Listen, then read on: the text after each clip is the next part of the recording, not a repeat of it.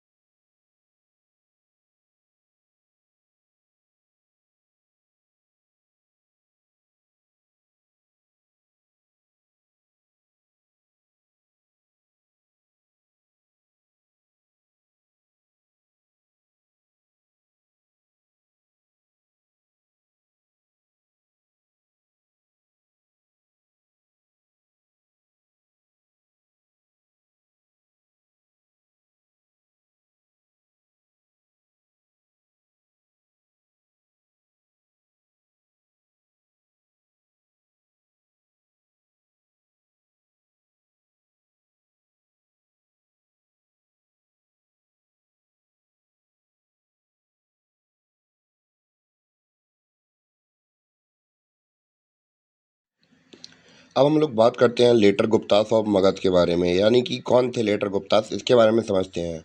तो अगर हम मगध के लेटर गुप्तास की बात करें तो इनके बारे में थोड़ा बहुत जानना इंपॉर्टेंट हो जाता है, क्योंकि हिस्ट्री में हमारे लिए जैसे इंपॉर्टेंट होता है कि भैया जो हमारा पुराना अतीत था उसके साथ डॉट्स कंप्लीट हों, डॉट्स बने। तो इसलिए हम लोग लेटर गुप्तास के बारे में पढ़ते हैं, वरना कुछ खास इन्होंने कुछ ऐसा किया नहीं है इसकी वजह से इन्हें याद रखा जाए। तो बस एज अ डॉट्स कनेक्ट करने के लिए हम लोग इन्हें पढ़ लेंगे। तो सबसे पहले हम लोग बात करें लेटर गुप्तास की फाउंडेशन किसने रखी थी। कृष्ण गुप्ता ने रखी थी। ठीक है। लेटर गुप्तास की फाउंडेशन किसने रखी है, कृष्ण गुप्ता ने रखी है। और हम लोग बात करें कि अगर हम लोग बात करें कि जो पुराने गुप्ता थे, समुद्रगुप्त हुआ, स्कंदगुप्त हुआ, तो उनसे इनका कोई लिंक एक्चुअली सामने तो नहीं आता है, कोई एविडेंसेस नहीं है कि ये दोनों डायनेस्टीज जो थी, लेटर गुप्तास और जो हमारे गुप्ता थे, उनके बीच में कोई लिंक तो कोई सामने आता नहीं है, कोई फैमिली लिंक हो। या फिर हम लोग बात करें तो इन्हें अलग अलग फैमिलीज की तरह देखा जाता है, यानी कि ये अलग अलग राजवंश हैं, वो राजवंश अलग था, ये राजवंश अलग है। और शायद ये हो सकता है कि ये उनके सावंत हों, जैसे कि हम लोग नहीं कहते थे कि एक बड़े महाराजा होंगे, हमने अभी हाल इंडियन फ्यूडलिज्म के अंदर देखा। तो उसके अंदर क्या होता था कि एक महाराजा अपने अंडर में छोटे छोटे राजा रखते थे। तो वैसे ही माना जाता है कि ये भी कोई छोटे मोटे राजा होंगे। तो जैसे ही उन्होंने देखा कि भैया इनका जो राजकाल है पतन हो गया है, भैया मौका सही है, चौका मार दो, तो भैया ऐसे ही उन्होंने कुछ किया होगा। तो हम लोग बात करें कि इन्होंने केवल गुप्ता जो सरनेम है इसलिए लगाया है क्योंकि भैया ये बता सकें कि भैया हम लोग जैसे इससे पहले जो गुप्ता रूल करते थे हम भी वैसे हैं, तो वैसे उन्होंने रूल किया तो वो सही था, और वैसे ही अब हम लोग रूल करेंगे तो वो भी सही है।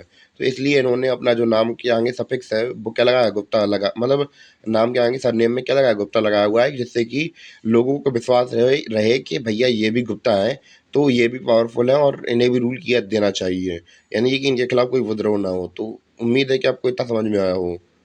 और ये इन्होंने मगध के ऊपर राज किया है, 6th सेंचुरी और 7th सेंचुरी के बीच में राज किया है इन्होंने। ठीक है, उम्मीद है कि आपको इतना समझ में आया हो अब। और अब हम लोग बात कर लेते हैं इनके कुछ इंपॉर्टेंट राजाओं के बारे में। तो अगर एक्चुअली पर्सपेक्टिव से देखा जाए तो इनमें से कोई राजा कोई काम का नहीं है, मतलब कोई इंपॉर्टेंट नहीं है हिस्टोरिकल पर्सपेक्टिव से। पर हाँ, एज अ फाउंडर की तरह हम लोग कृष्ण गुप्ता को जान सकते हैं, कुमार गुप्ता के बारे में जान सकते हैं, आदित्य सेन के बारे में जान सकते हैं। क्यों? क्योंकि किसी भी डायनेस्टी का फाउंडर बहुत ज़्यादा इंपॉर्टेंट होता है, इसलिए कृष्ण गुप्ता को याद करना बहुत ज़रूरी है। और कुमार गुप्ता इसलिए याद रखना ज़रूरी हो जाता है कि भैया हमारे इससे पहले गुप्ता डायनेस्टी में भी एक कुमार गुप्ता थे, तो इससे कंफ्यूजन ना हो कि भैया ये भी पता चले कि हाँ इस डायनेस्टी में भी एक गुप्ता, कुमार गुप्ता एग्जिस्ट करते हैं। और आदित्य सेन इसलिए इंपॉर्टेंट है क्योंकि भैया इन्हीं के एक अवसाड़ में, मतलब इनके गया में शिलालेख मिले, अवसाड़ इंस्क्रिप्शन मिले हैं किसके, आदित्य सेन के, जिससे कि हमें पता चलता है कि इन्होंने अब इनमें लिखा है कि इनसे पहले कौन कौन से राजा आए थे, उनके बारे में लिखा हुआ है। तो हम लोग बात करें इसलिए आदित्य सेन भी इंपॉर्टेंट हो जाते हैं। और कभी कभी हमारा जो लास्ट ईयर होता है वो भी पूछ लिया जाता है, तो इसलिए जविता गुप्ता सेकंड भी आप लोग याद कर सकते हैं। और मैं आपको नाम बोल देता हूँ लाइन से, तो आप लोग याद भी कर सकते हैं। जैसे कृष्ण गुप्ता का टाइम था 490 से लेकर 505 सी तक। हर्ष गुप्ता का था 503 से लेकर 525 तक। जविता गुप्ता वन का था 525 से लेकर 550 तक। कुमार गुप्त का था 550 से लेकर 560 तक।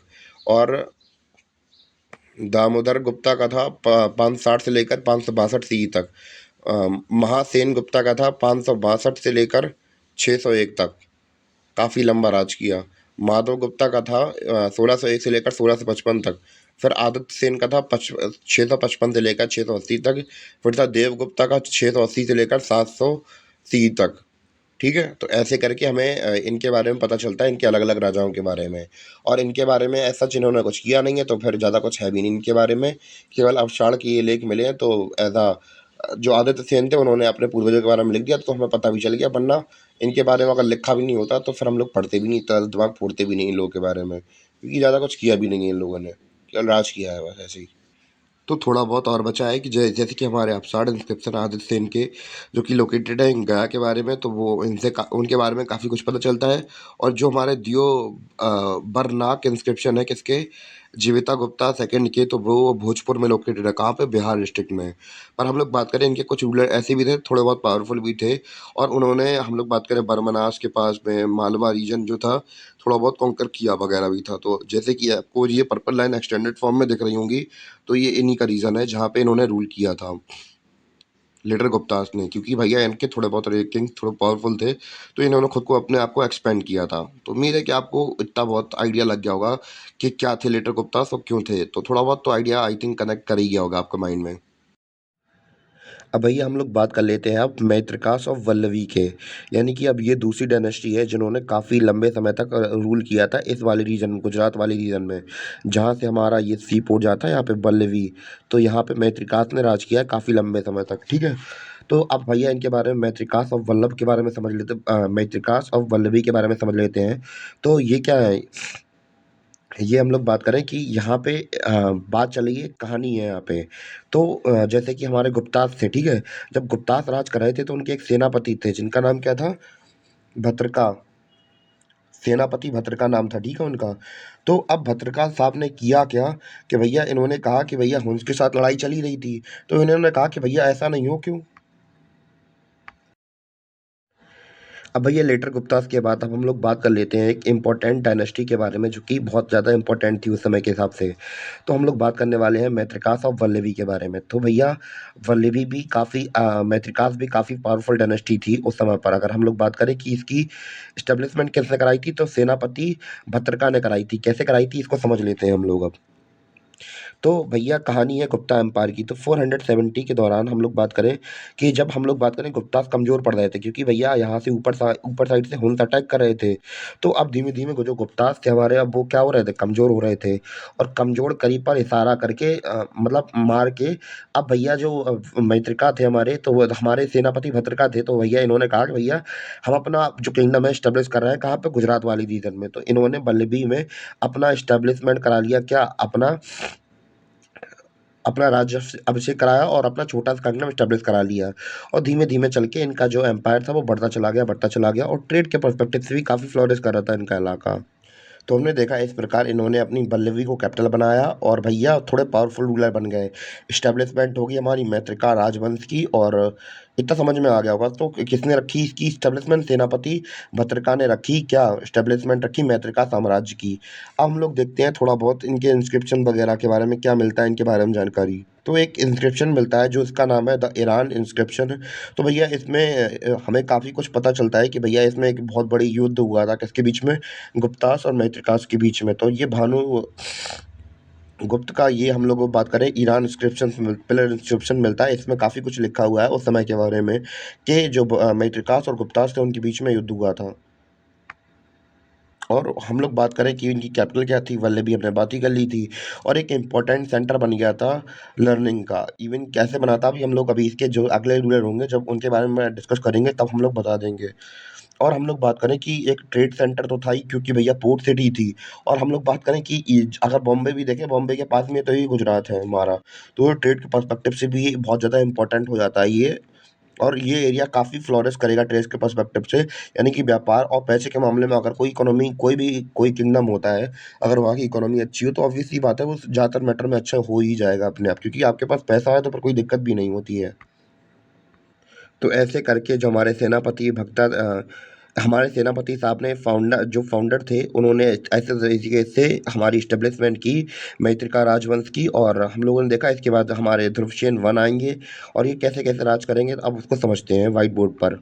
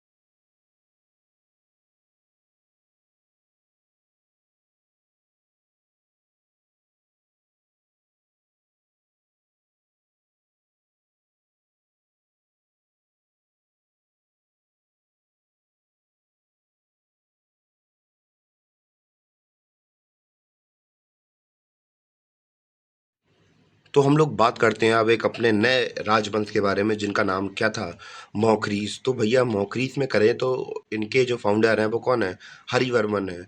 फिर उसके बाद आदित्य वर्मन, और फिर है ईशान वर्मन। तो अगर हम लोग इस डायनेस्टी की बात करें तो बहुत ज़्यादा पावरफुल डायनेस्टी थी, अगर हम एक तरीके से कहा जाए। तो इनके पास जो मेनली हम पावरफुल क्यों कह रहे हैं इन्हें, क्योंकि भैया इनके पास बहुत बड़े बड़े सेंटर्स थे। इवन कि हम लोग बात करें कि कैपिटल्स थे जो कि किसी महान राजा के पास होते थे, जैसे कन्नौज हुआ, अयोध्या हुआ, पाटलिपुत्र हुआ, प्रयागराज हुआ, या फिर कन्नौज हुआ। तो ये ऐसे राज्य जिनके पास में थे, और काफ़ी पावरफुल डायनेस्टी भी थी। तो लोग तो यही सोच रहे थे, हम लोगों ने यही सोच के रखा था कि हाँ बहुत पावरफुल डायनेस्टी बन जाएगी आगे चल के। पर जब हम लोग इनकी लिस्ट देखते हैं कि भैया इतने ही राजा थे, तो भैया हमारा दिल टूट गया, और दिल टूट गया। हमने देखा कि भैया ये इतने ज़्यादा पावरफुल नहीं थे, क्योंकि इनकी डायनेस्टी बहुत जल्दी खत्म हो गई। तो हम लोग बात करें कि इनमें जो स्टार्टिंग की फाउंडिंग मेंबर कौन है, हरिवर्मन है। और इम्पोर्टेंट रूलर कौन है, ईशान वर्मन है। तो ईशान वर्मन के जो इंस्क्रिप्शन था, उससे ही हमें पता चला कि भैया हाँ, मुखरी राजवंश में कौन-कौन था।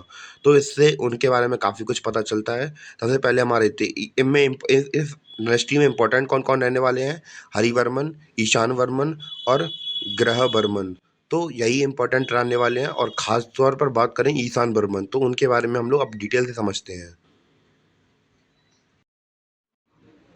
तो अब लोग अब मॉकरीज़ के बारे में थोड़ी बहुत नोट्स वगैरह के बारे में भी बात कर लेते हैं कि भैया अगर नोट्स बनानी हो तो कैसे बना सकते हैं। तो ये नोट्स के फॉर्मेट लिखे हुए हैं, तो बना सकते हैं। मैं थोड़ा रिवाइज़ भी करा दूँगा ऐसे ही नोट के थ्रू कि भैया जो हमारे मॉकरीज़ हैं, ये फ्यूडेटरीज़ हैं, यानी कि सावंत हैं किसके, गुप्ता पीरियड में रहे थे ये। मतलब जो हमारे मेन गुप्ता थे उनके पीरियड में ये फ्यूडेटरीज़ रहे। पर हम लोग बात करें ऐसे ही पोस्ट गुप्ता पीरियड आया, तो भैया इन्होंने अपने आप को आज़ाद कर लिया, और ये इनका टाइटल क्या था, सावंत था। और इनके बारे में हमें कई सारे इंस्क्रिप्शन वगैरह मिलते हैं। इवन कि हम लोग बात करें हर्ष जो बना की हर्षचरित्र है उसमें भी मिलता है इनके बारे में जानने को। और हम लोग बात करें इनका जो सेंटर बन गया था वो कन्नौज इन्होंने कैपिटल बना ली थी मौकरीस ने। और इसके फाउंडर कौन है? हरिवर्मन मौखरी इसके क्या हैं? फाउंडर हैं। और इन्होंने टाइटल अज़्यूम किया था महाराज का। और हम लोग बात करें कि ये कंटेम्परेरी थे कृष्णगुप्ता के। कृष्णगुप्ता कौन है? फाउंडर हैं लेटर गुप्ताज़ के, जैसे कि हमने पढ़ा था उनके बारे में। तो उन्हीं के ही कंटेम्परेरी हैं, यानी कि उन्हीं के समय के हैं ये। और इसके बाद इनके बेटे आए जिनका नाम था आदित्य वर्मन, तो इन्होंने अपने पिता की गद्दी राज काज सँभाला, और इन्होंने भी टाइटल लिया महाराज का। ज़्यादा कुछ इम्पोर्टेंट नहीं है इन लोगों के बारे में, जो कोई जिनके बारे में है तो उनके बारे में भी बताने वाले हैं। तो इम्पोर्टेंट है हमारी ईशान बर्मन, जिनके बारे में हम लोग पहले ही डिस्कस कर चुके हैं। रियल फाउंडर इसलिए हैं क्योंकि भैया इन्होंने बहुत बड़े-बड़े काम किए हैं। इन्होंने अपने देश को अपना जो साम्राज्य था उसे एक्सपेंड किया, बहुत ज़्यादा बढ़ाया, और इन्होंने टाइटल लिया महाराजाधिराज का। ठीक है? जिसका टाइटल के बारे में पता चलता है असीरगढ़ इंस्क्रिप्शन में, हमें इनके बारे में पता चलता है। और इनका जो साम्राज्य था काफ़ी बड़ा हो गया था। इनका जो साम्राज्य था आंध्र प्रदेश तक जाता था। ठीक है? और इन्होंने हुन्स को भी हराया है काफ़ी बार। और ये और हमें काफ़ी कुछ पता चलता है, और काफ़ी लर्न मैन थे, और काफ़ी अच्छे और बहादुर आदमी थे। इसलिए इनकी हिस्ट्री की किताबों में तारीफ़ की जा रही है, और काफ़ी समझदार व्यक्ति थे। और कुमार गुप्ता से हार गए थे, ये तो हमने देख लिया था थोड़ा बहुत। और कुछ नहीं है इनके बारे में ख़ास, बाकी हम लोग पहले डिस्कस कर चुके हैं। फिर इसके बाद हम लोगों ने देखा था शारवा वर्मन के बारे में। इनका टाइम पीरियड 560 से लेकर 585 तक था, और प्रोबेबली ये सन थे किसके, ईशान वर्मन के। और इन्होंने अपनी पिता की मृत्यु के बाद अपनी गद्दी सँभाली, और इसके बाद ज़्यादा कुछ ख़ास है नहीं है इन्होंने। और इन्होंने दामोदर गुप्ता को हराया था, और उसको जीत लिया था। और हम लोग बात करें इन्होंने एमपी तक अपनी मतलब एमपी में जो निमार है उसे आउटपोस्ट बनाया था। ज़्यादा कुछ है भी नहीं इनके बारे में। बस यही है कि दामोदर गुप्ता को हराया था इनने। और हम लोग बात करें मौखरी राजवंश की, ख़ास बात ये है कि भैया इनके में रिलेशंस ईरान तक देखने को मिलते हैं। जो हमारी सेसेशियन एम्पायर था उसके साथ इनके साथ हमें वो रिलेशन देखने को मिलते हैं कि काफ़ी अच्छे रिलेशन थे। इवन कि कहा जाए तो बहुत सारी टेल्स तो ऐसी भी हैं कि कुछ कहानियाँ तो ऐसी भी हैं कि भैया इन्होंने कुछ, हम लोग बात करें चेस, एक बार इधर सेसेशियन एम्पायर में भेजा था, और उन्होंने कहा था आप लोग ये खेल के देखिए, और उन्होंने भी एक गेम भेजा था इंडिया में। तो ऐसे करके काफ़ी सारी टेल्स, यानी कि कहानियाँ सुनने को मिलती हैं हमें। और हम लोग बात करें वहाँ के राजा, अच्छा मतलब अच्छे डिप्लोमेटिक संबंध थे खुसरो वन के साथ। ठीक है? तो काफ़ी दूर-दूर तक इनके रिलेशन देखने को मिल रहे हैं। इसके बाद भैया राजकाज आया किसका? इसके बाद जो हमारे शरवण वर्मन थे, उनके बाद उनके बेटे अवंती वर्मन आए, जिनका टाइम पीरियड 585 से लेकर 600 सीई तक था। और इनके बारे में हमें मिलता है क्या कि नालंदा सील में हमें इनके बारे में पता चलता है और इनके जो बेटे थे अवंती वर्मन, तो मतलब जो अवंती वर्मन थे, इन्होंने टाइटल लिया था महाराजा धिराज का। ये तीनों लोगों में कॉमन देखने को मिलता है कि इन तीनों ने टाइटल एक एज्यूम किया जिसका नाम था क्या? महाराजा धिराज। और फिर इन्होंने अपनी जो कैपिटल थी इनके बारे में इम्पोर्टेंट यही है, कन्नौज को बना लिया था। और जो मौखरी एम्पायर था वो इनके टाइम पीरियड पे पीक पे पहुँच चुका था, यानी कि जो इनका साम्राज्य था उसका विस्तार बहुत ज़्यादा हो चुका था। तो ये कुछ हमने रिवीजन भी कर लिया, अगर आपको नोट्स बनानी है तो मौखरी राजवंश के बारे में यहीं से नोट बना सकते हैं। तो मैंने आपको पहले टाइम पीरियड से बता दिया था, अब आपको नोट से बता दिया है कि हाँ, कैसे-कैसे नोट्स बननी है।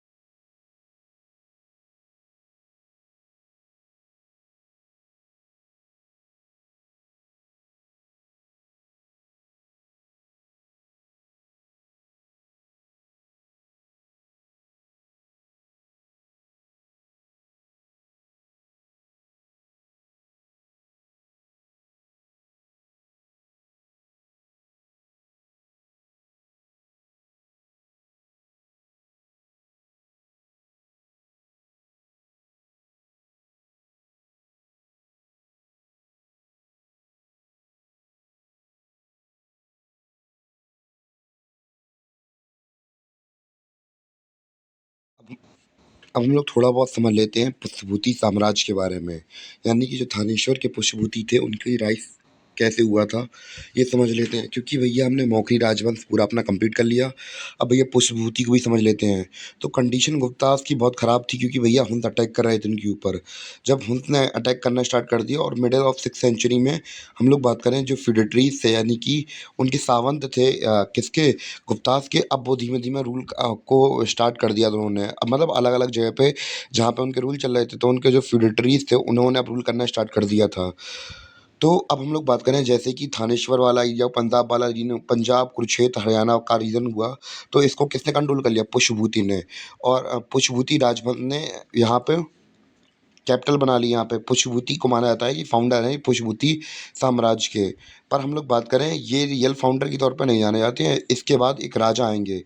पुष्यभूतिज कौन थे? फ्यूडेटरीज थे गुप्तास के। ठीक है? इसके रियल फाउंडर कौन है हमारे? इनके रियल फाउंडर होंगे प्रभाकर वर्धन, जो कि हर्षवर्धन के पिताजी थे। तो प्रभाकर वर्धन के बारे में समझेंगे। और इससे पहले के जो 2 राजा हैं हमारे, कौन? पुष्यभूति ने तो इसकी एस्टेब्लिशमेंट कर दी। तो ज़रूरी नहीं है कि एग्ज़ाम्स में जैसे कि आपके ये आ जाए कि पुष्यभूति इस डायनेस्टी के राजा, मतलब पुष्यभूति की डायनेस्टी के राजा कौन, मतलब फाउंडर कौन है। तो कुछ ज़रूरी नहीं कि यहाँ पे पुष्यभूति लिख के आए। तो कभी-कभी लिख के आ जाता है क्या? प्रभाकर वर्धन भी लिख के आ जाएगा, क्योंकि ये एक रियल सेंस में यही हमारे प्रभाकर वर्धन हैं, जिन्होंने हुंस को हराया है। इसलिए इन्होंने इस वाले रीजन के अंदर अपनी पोजीशन एस्टेब्लिश कर ली थी। और थोड़ा बहुत आई थिंक, हाँ, तो हम लोग बात करें पुष्यभूति फ्यूडेटरीज हैं किसके? गुप्तास के। सॉरी फॉर डिस्टर्बेंस, पीछे से आवाज़ आ रही थी। और उसके सोर्सेज क्या-क्या है, हमें पता कैसे चलता है इस पुष्यभूति साम्राज्य के बारे में? तो जो हर्ष चरित्रा है, किसकी बायोग्राफी है हर्ष की, इसको लिखा था किसने? बना भट्ट ने लिखा था। और इससे मतलब हमें इनके जो पुष्यभूति साम्राज्य है इसके बारे में काफ़ी जानकारी मिलती है। और जो चाइनीज़ यात्री थे जिनका नाम शूशंग था, और इनकी किताब है शी यू की। तो इस किताब में इनके बारे में, हर्ष के बारे में बहुत कुछ लिखा है, उनके साम्राज्य के बारे में बहुत कुछ लिखा है, क्योंकि ये उस समय पर रीजन में घूमने के लिए आए थे। ठीक है? पर हम लोग बात करें स्टार्टिंग के राजा के स्टार्ट पुष्यभूति साम्राज्य के स्टार्टिंग के 3 राजाओं के बारे में ज़्यादा जानकारी नहीं मिलती है। पर हम लोग बात करें, प्रभाकर वर्धन ने अपनी एस्टेब्लिशमेंट काफ़ी अच्छी तरीके से कर ली थी इस रीजन के अंदर, क्योंकि भैया इन्होंने हुंस को हराकर यहाँ पे पंजाब और हरियाणा वाला रीजन हुआ था, यहाँ पे अपनी कैपिटल को एस्टेब्लिश कर लिया था, अपनी पावर दिखाई थी, अखंडता दिखाई थी। हाँ, हम पावरफुल है। तो अच्छी पोजीशन बन गई थी इनकी, किसकी? प्रभाकर वर्धन की, जो कि पापा थे किसके? हर्षवर्धन के। तो प्रभाकर वर्धन के बारे में देख लेते हैं। तो प्रभाकर वर्धन ने क्या किया था? प्रभाकर वर्धन का जो टाइम पीरियड था वो 580 से लेकर 605 तक था। और इसके बाद भैया जी बहुत पावरफुल राजा थे, और इवन कि इन्होंने हुंस को हराया था, और काफ़ी अच्छे जनरल थे, और इन्होंने बहुत ज़्यादा मतलब मिलिट्री एक्सपेडिशन किए थे, और काफ़ी सारे युद्ध जीते थे इन्होंने। और एक तरीके से कहा जाए तो पुष्यभूति साम्राज्य के रियल फाउंडर यही हैं। तो एक तरीके से हिस्ट्री में एक पर्सपेक्टिव ये बनता है कि एक तो फाउंडर होता है जिसने कि साम्राज्य की स्थापना की हो, और एक होता है रियल फाउंडर। रियल फाउंडर वो होता है जिसने विख्याति दिलाई हो पूरे साम्राज्य को, मतलब उस राजवंश को। तो पुष्यभूति साम्राज्य के राजवंश तो मतलब पुष्यभूति थे जो फाउंडर थे। पर रियल फाउंडर कौन है? रियल फाउंडर हमारे प्रभाकर वर्धन है, क्योंकि इन्होंने काफ़ी स्ट्रेंथ दी है, काफ़ी लोगों को हराया है, हुंस को हराया है इन्होंने। ठीक है? और पंजाब हरियाणा वाले रीजन में इन्होंने पावर ग्रैब कर ली थी। और ये लिस्ट बनी हुई है किसकी? उन राजाओं की जो कि इनके राजवंश में थे। तो नीचे जो हर्षवर्धन है वो दिख नहीं रहा, तो उसके लिए सॉरी। और राजवर्धन की मृत्यु हो गई थी, वो हम अभी आपको समझाएंगे। और प्रभाकर वर्धन के बारे में तो हमने आपको बता ही दिया है। और बाकी जो स्टार्टिंग के 3 राजा हैं उनके बारे में कुछ जानकारी तो नहीं मिलती है, पर जितने भी सोर्सेस मिलते हैं तो उससे हम लोगों ने ये आइडिया लगा लिया है कि हाँ, ये राजा होंगे। और पुष्यभूति इसके फाउंडर हैं, मतलब एक तरीके से मान सकते हैं। अगर ऑप्शन में प्रभाकर वर्धन नहीं आ जाए और पुष्यभूति आ जाए, तो आप पुष्यभूति में टिक कर सकते हैं। तो भैया अपनी जो पिछली स्टोरी जो रुक गई थी, तो उसको और कंटिन्यू कर लेते हैं अब। तो हम लोगों ने बात की थी प्रभाकर वर्धन के बारे में। भैया हम लोगों ने बात की थी कि प्रभाकर वर्धन कौन थे। तो प्रभाकर वर्धन की शादी हुई थी यशोमती से। यशोमती इनकी पत्नी थी। और भैया जब प्रभाकर वर्धन बहुत पावरफुल राजा थे, हमने भी ये देखा। तो जैसे ही प्रभाकर वर्धन की मृत्यु हुई, तो भैया यशोमती से रहा नहीं गया, और यशोमती जी ने भी सती कर ली। सती क्या होती है? सती भैया वही अपनी पुरानी प्रथा है, जहाँ पे औरतें क्या करती थी, अपने पति की मृत्यु के बाद अपने आप को मार लेती थी अपनी चिता में जलकर। तो अब यशोमती भी मर गई, प्रभाकर वर्धन भी मर गए। अब इसके बाद अब बारी आती है किसकी, राजपाट सँभालने की बारी आती है। तो अब राजपाट सँभालेगा कौन? तो भैया अब ज़िम्मेदारी आती है राजवर्धन के ऊपर, क्योंकि बड़े बेटे हैं और बड़े बेटे को बचपन से ही सिखाया गया था आपको कैसे युद्ध लड़ना है, कैसे क्या करना है, क्योंकि भैया इन्हें पता था कि हमें आगे चल के राजा बनना है। तो अब ये राजा बन जाते हैं हमारे राजवर्धन। तो अब इन्होंने कहा कि भैया राज सँभाल लेंगे तो कोई बात नहीं। तो अब हमें पता था प्रभाकर वर्धन ने किससे शादी करा दी थी? राजश्री की शादी करा दी थी। हमने अभी मौखरी राजवंश के बारे में पढ़ा था। तो मौखरी राजवंश के आखिरी राजा ग्रहवर्मन से शादी करा दी थी अपनी बेटी राजश्री की। तो भैया राजश्री की शादी हो गई थी ग्रहवर्मन के साथ। और अब भैया इनके बेटे अब प्रभाकर वर्धन तो हमारे एक्सपायर हो गए अब। अब राजा हैं कौन? राजवर्धन। ठीक है, राजवर्धन हमारे राजा हैं। तो अब इन्हें खबर लगती है कि कब अब बात चलती है कहाँ पे, भैया हम लोग मौखरी राजवंश की बात कर रहे हैं, तो मौखरी राजवंश के पड़ोसी हैं कौन? देवगुप्ता ऑफ मालवा और शशांक, जिन्होंने बोधि ट्री काटा है। तो मतलब ये बौद्धिज़्म के खिलाफ थे और इसलिए इन्होंने बोधि ट्री को काट दिया था शशांक ने। तो शशांक ने और देवगुप्त ने बनाया प्लानिंग, क्योंकि देवगुप्त शादी करना चाहते थे राजश्री की और इसने मदद माँगी शशांक से। शशांक ने और देवगुप्त ने मिलके ग्रहीवर्मन को मार दिया और राजश्री को कब्जे में कर लिया, यानी कि हर्षवर्धन की छोटी बहन को अब कब्जे में कर लिया गया। अब भैया राजवर्धन को आई गुस्सा, मेरी बहन को तुमने कैसे कैद किया? तो भैया अब ये निकले वहां से और इन्होंने अपने छोटे भाई से कहा, भाई हर्ष तुम्हें अब अपना ये राजपाट संभालना होगा, अब मुझे युद्ध के लिए जाना पड़ेगा। और इनके छोटे भाई थे हर्ष, तो वो थोड़े कल्चर में इन्वॉल्व थे ज़्यादा, कि उन्हें ड्रामा, पोएट्री ये सब लिखने में बहुत अच्छा लगता था। इवन कि इन्होंने कभी ये सोचा भी नहीं था कि इन्हें कभी राजकाज सँभालना पड़ेगा। ये अपने भाई को बहुत मानते थे, तो इन्हीं ने कहा था कि आप मेरा भाई सब कुछ सँभाल लेगा। तो ये एक्चुअली हीरो बनना चाहते थे, वो पोएम्स लिखना चाहते थे, कविता लिखना चाहते थे, ऐसा सब सीन था। तो भैया अब इन्होंने समझाया अपने भाई को, हाँ भैया आप रहने दीजिए, मैं ही हर्ष ने समझाया अपने भाई को, भैया आप रहने दीजिए, मैं ही चला जाता हूँ। तो भैया इनके भाई ने कहा, नहीं भाई तुम रहने दो, मैं ही चला जाता हूँ। और इनके भाई युद्ध पे चले गए और हर्ष को राजपाट समझा दिया, संभालने के लिए दे दिया। जब राजवर्धन वहाँ पहुँचे, उन्होंने देवगुप्त को तो मार दिया, यार तुमने मेरी बहन को परेशान किया, तुमने मेरे जिया को मार दिया, तो उन्होंने मुझसे मार दिया। पर चालाकी के साथ जो शशांक था, उसने राजवर्धन को मार दिया। अब भैया राजश्री भी भैया बहुत निराश हो गई, सुसाइड कमिट करने वाली थी। पर हम लोग बात करें, अब हर्ष को आया गुस्सा। अब हर्ष ने कहा कि भैया अब हम तुम्हें छोड़ेंगे नहीं।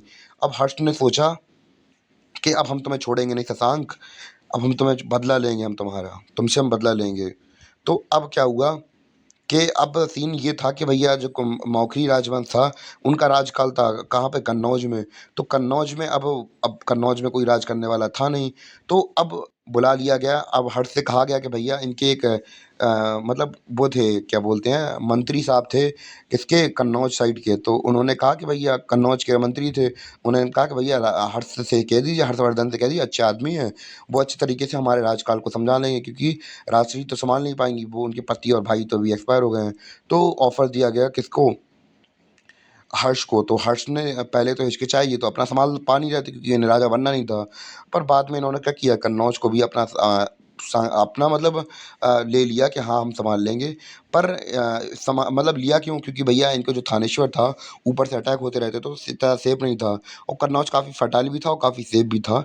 इसलिए इन्होंने सोच विचार करके कैसे भी करके कन्नौज को अपना कैपिटल बना लिया और वहाँ से चले गए थानेश्वर से, और कन्नौज में अपनी कैपिटल शिफ्ट कर ली इन्होंने। और बस अभी जो पुष्पभूति साम्राज्य है उसके लिए इतना ही। और फिर अब हम लोग बात करेंगे हर्ष के बारे में, बताएंगे तो फिर बताएंगे शशांक के साथ क्या हुआ। तो पुष्पभूति साम्राज्य ऐसे अपने आप को एक्सपेंड करेगा। तो ऐसे ऐसे राइज हुआ किसका, पुष्पभूति साम्राज्य का।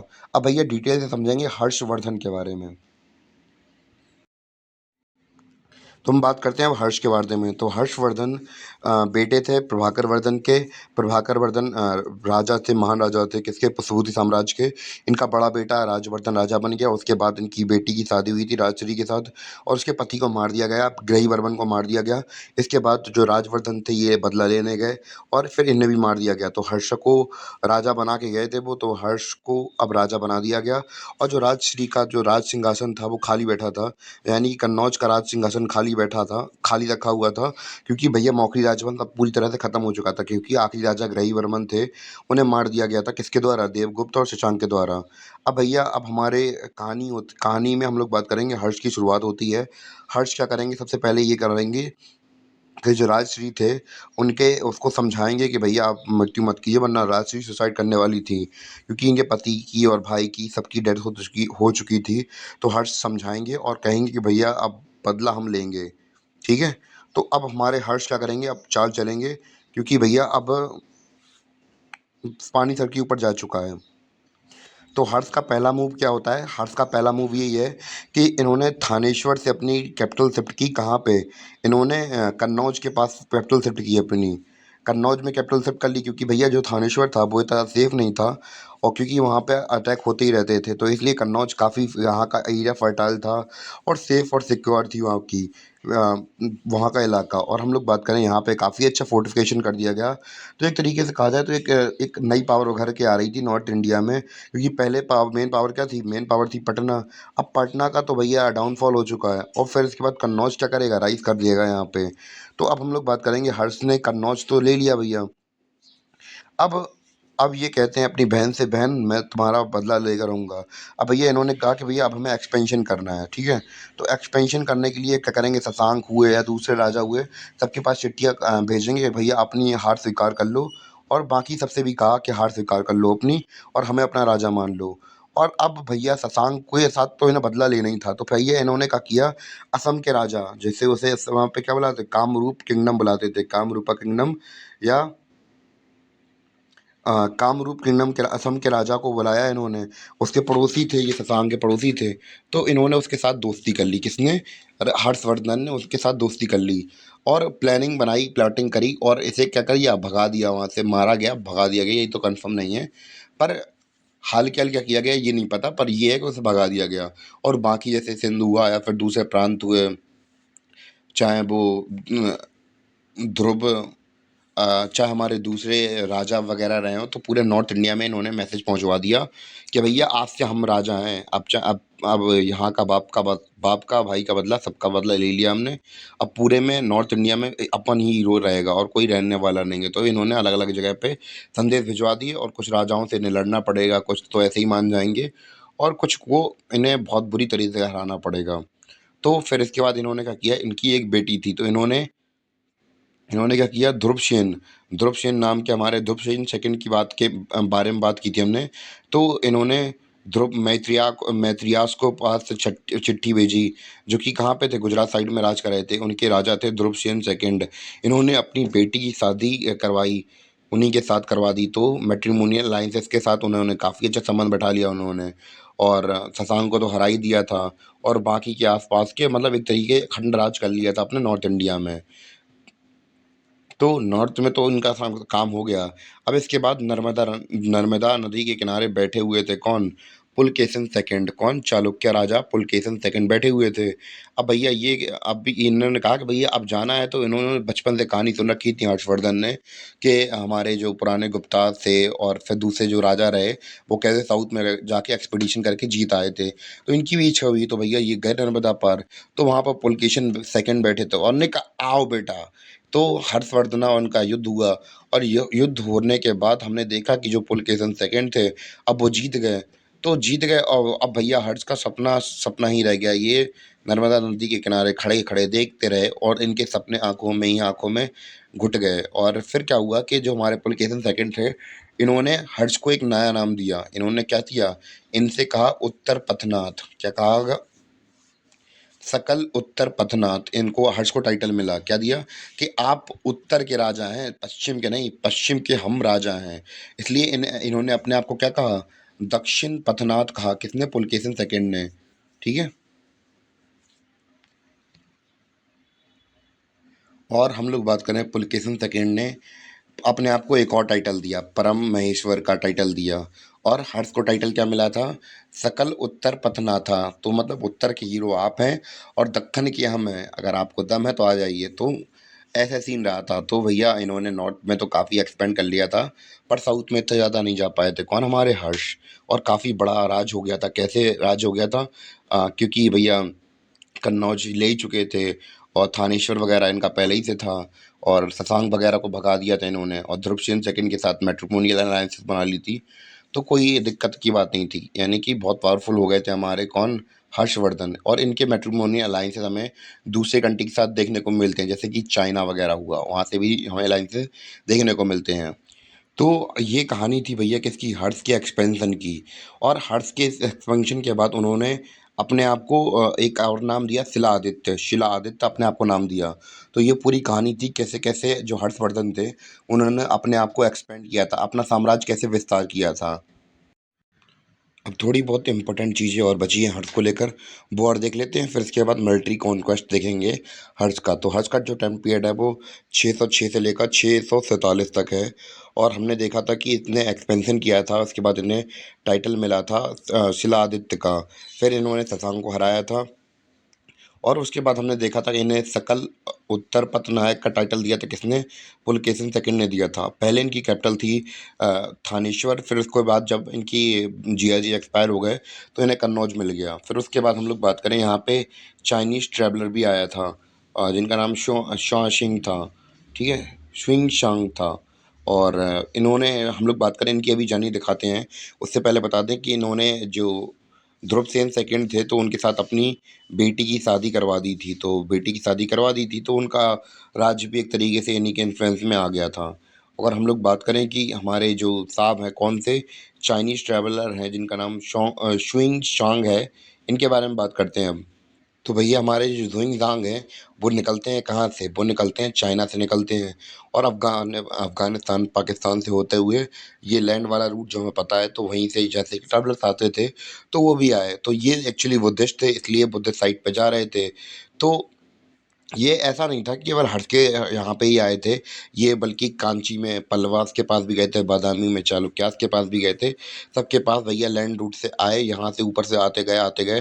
पहले हर्षवर्धन के राज्य में वहाँ देखा, और फिर कांची गए, फिर बादामी गए, फिर वापस अपने यहाँ पे लौट गए।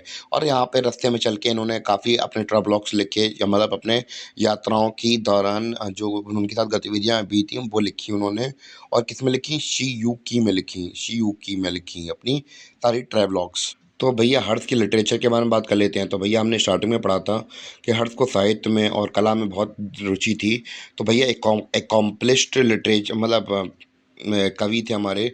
और इन्होंने 3 किताबें लिखी हैं, कौन-कौन सी? प्रियदर्शिका, रत्नावली और नागनंदा। तो ये 3 किताबें हैं किसकी? ये तीनों किताबें हैं हर्षवर्धन की। फिर इसके बाद हम लोग बात करें, इनके एक कोर्ट पोएट थे जो कि इनकी तारीफ़ कर सके, तो इनका नाम था बना भट्टा। इन्होंने भी 3 किताब, इन्होंने काफ़ी सारी किताबें लिखी हैं, जिनमें से सबसे पहली हरचरित्र। तो हरचरित्र वही किताब है जिससे जिससे हमें बाकी इनके टाइम पीरियड के बारे में पता चलता है। काफ़ी सारी चीज़ें हमें इनके टाइम पीरियड के बारे में हरचरित्र से ही पता चलती हैं। तो और कौन-सी किताब लिखी हुई हैं? इन्होंने कादम्बरी और पार्वती परिणय लिखा हुआ है। तो इसमें पार्वती जी की शादी के बारे में बताया गया है। तो ये कुछ लिटरेचर थी उनके टाइम पीरियड की। और भी लिटरेचर देख लेते हैं हम उनकी टाइम पीरियड की। और उसके बाद कुछ इम्पोर्टेंट पोएट और भी हैं, जैसे कि मयूरा, इन्होंने लिखी है मयूर शतका इनके शतक पूरा हो गया था।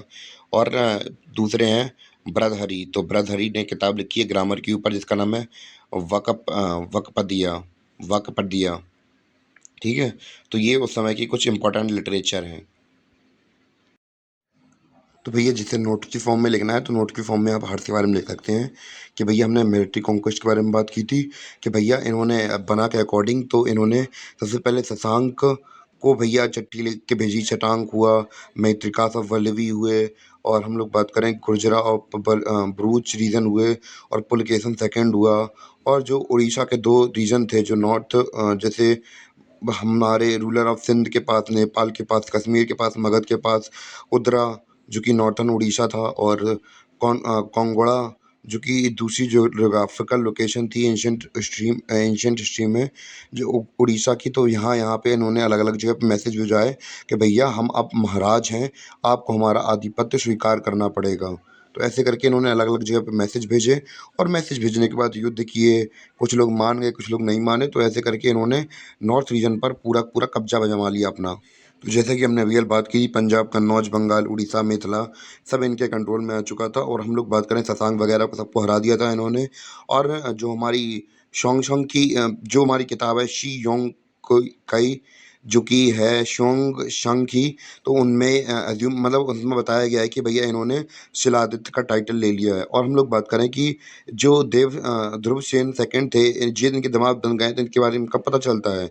तो नौसाखी के कॉपर प्लेट में इंस्क्रिप्शन में इनके बारे में पता चलता है कि हाँ, इन्होंने उनकी जो हम लोग बात करें कि वो नहीं होता सावंत बनने के लिए राजी कर दिया है, और इनके साथ अपनी बेटी की शादी कर देंगे ये ध्रुव सेन सेकंड के साथ। कौन? हर्षवर्धन। और हमने भी यही भी देखा था कि ये हमारे लास्ट ग्रेट हिंदू किंग रहे हैं। फिर इन्होंने बौद्धिज्म वगैरह सपोर्ट किया, और उन्होंने बहुत ज़्यादा, और उसको भी काफ़ी ज़्यादा फैलाया भी उसे। और ये मिलिट्री कॉन्क्वेस्ट के अंदर हम लोगों ने पहले डिस्कशन कर लिया था कि वो जब उन्हें डेक्कन एरिया जीतना था तो पुलकेशिन सेकंड नीचे खड़े थे, बादामी के राजा, चालुक्य के राजा, और ये नदी किनारे पे इनके साथ युद्ध हुआ। और इसके बाद जो पुलकेशिन सेकंड है उन्होंने इन्हें हरा दिया। किसको? हर्षवर्धन को। और जो पुलकेशिन सेकंड थे उन्होंने इन्हें एक टाइटल दिया, सकल सकल उत्तर पतनायक, यानी कि उत्तर के राजा आप हैं और दक्षिण के राजा हम हैं। तो यानी कि इन्हें टाइटल दिया गया है कि भैया आप पूरे उत्तर के राजा हैं, पर हम क्या हैं, हम टाइटल, इन्हें अपने खुद का टाइटल क्या लिया? परमेश्वर का टाइटल ले लिया इन्होंने, भैया अपन ही खुदा है, अपन ही भगवान है। ऐसा पुलकेशिन सेकंड का मानना हो गया था इनको हराने के बाद। और हम लोग बात करें एक तरीके से नर्मदा क्या बन गई थी, एक बाउंड्री बन गई थी साउथर्न एम्पायर के लिए। तो काफ़ी घमासान युद्ध रहा था इन लोगों का। और पर रिजल्ट क्या निकल के आया? हर्षवर्धन हार गए थे पुलकेशिन सेकंड से। और अगर इनकी बाउंड्रीज की बात की जाए तो बहुत दूर दूर तक इनकी बाउंड्रीज फैल चुकी थी। और सावंत वगैरह एक तरीके से कहा जाए तो जो फ्यूडल सिस्टम था वो भी प्रेवलेंट था, यानी कि पूरा ज़्यादा कंट्रोल भी नहीं था इनका। दूसरे हम लोग बात करें मतलब जो दूसरे सावंत वगैरह थे, एक तरीके से महाराज मान लिया था बस। इसके बाद क्योंकि हर्षवर्धन के बाद वो लोग किसी की नहीं सुनने वाले, जो सावंत वगैरह हैं छोटे मोटे महाराजा, वो हर्षवर्धन की ही सुनेंगे। इसके बाद वो किसी की नहीं सुनने वाले हैं। इसके बाद वो पूरा बिखर जाएगा हमारा, महाराज वगैरह छोटे छोटे राज्यों में बढ़ जाएगा हमारा पूरा इंडिया इसी के बाद। और हम लोग बात करें कि इनके रिलेशन चाइना के साथ भी काफ़ी अच्छे थे, और वहाँ के टाइम जो वहाँ के जो एम्परर थे वो काफ़ी मानते थे हर्ष को। और एक बार क्या हुआ कि जब वो स्टार्टिंग में तो आए, इनके साथ मीटिंग वगैरह हुई होगी, तो उन्हें पता चला हाँ अच्छा राजा हैं। पर बाद में जब आखिरी बार वो आए यहाँ पे उनके एम्बेसडर वगैरह, तो उन्होंने देखा कि हाँ यहाँ पे कोई ख़राब राजा बैठा है जो अच्छी तरीके से रूल नहीं कर रहा है। तो उन्होंने असम के राजा के साथ मिल के भैया उसे क्या किया, पकड़ के ले गए, और एज अ प्रिजनर पकड़ के ले गया, और उसे वहीं पे पता नहीं जो भी किया हो, मार दिया या फिर जो भी कर दिया हो, पर उसे गद्दी से हटा दिया जब हमारे हर्षवर्धन एक्सपायर हो चुके थे उसके बाद। तो अब थोड़ा बहुत अब एडमिनिस्ट्रेशन के बारे में ही समझ लेते हैं। हर्ष के कैसे कैसे इनका एडमिनिस्ट्रेशन था, यानी कि प्रशासन व्यवस्था कैसी थी इनकी।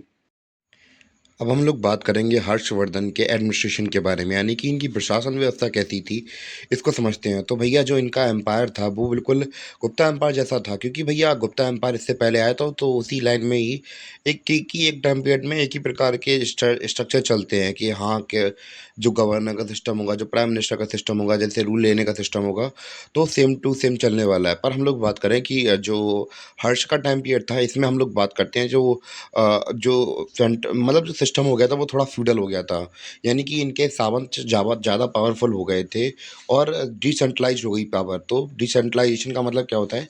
सेंट्रलाइजेशन का मतलब होता है कि सारी पावर किसके ऊपर से नीचे आ रही है, यानी कि राजा जिसे चाह रहा है उसे मंत्री बना रहा है, उसे दूसरी चीज़ें बना रहा है। और पर हम लोग बात करें डिसेंट्रलाइजेशन में क्या होता है कि पावर जो छोटे लोग होते हैं, जैसे कि इनके सावंत वगैरह हुए, उनके पास पावर होगी। जैसे कि अगर हर्ष को छोड़कर तो छोटे मोटे राजा चुनने हो, कहीं गवर्नर चुनने हो, तो बस वही लोग चुन के बैठा सकते थे। तो फ्यूडल सिस्टम थोड़ा कमज़ोर होता है, डिसेंट्रलाइज थोड़ा कमज़ोर हो जाता है इसमें सेंटर। तो जब वही है पावर डिवीज़न, अगर नीचे से ऊपर होगी तो ऑब्वियस सी बात है ऊपर का जो सेंटर है वो कमज़ोर पड़ जाएगा, तो ऑब्वियस सी बात है। और इवन की हम लोग बात करें जो हर्ष के फ्यूडेटरीज कौन थे, यानी कि इनके सावंत कौन कौन थे, जिसके बारे में हम लोगों ने बात की थी, तो भैया इनके दामाद साहब देवसेना वल्लभी के, इन्हें पहले हराया और बाद में अपनी बेटी के साथ शादी कर दी, और फिर इनके साथ ये इनके क्या बन गए, फ्यूडेटरी बन गए। और उदिता और पूरनवा वर्मन, तो ऐसे करके भास्करा बर्मन, तो ऐसे अलग अलग फ्यूडेटरीज थे इनके, ठीक है। अब बिल्कुल स्टोरी के फॉर्म में समझते हैं इनकी कैसे एडमिनिस्ट्रेशन वगैरह था।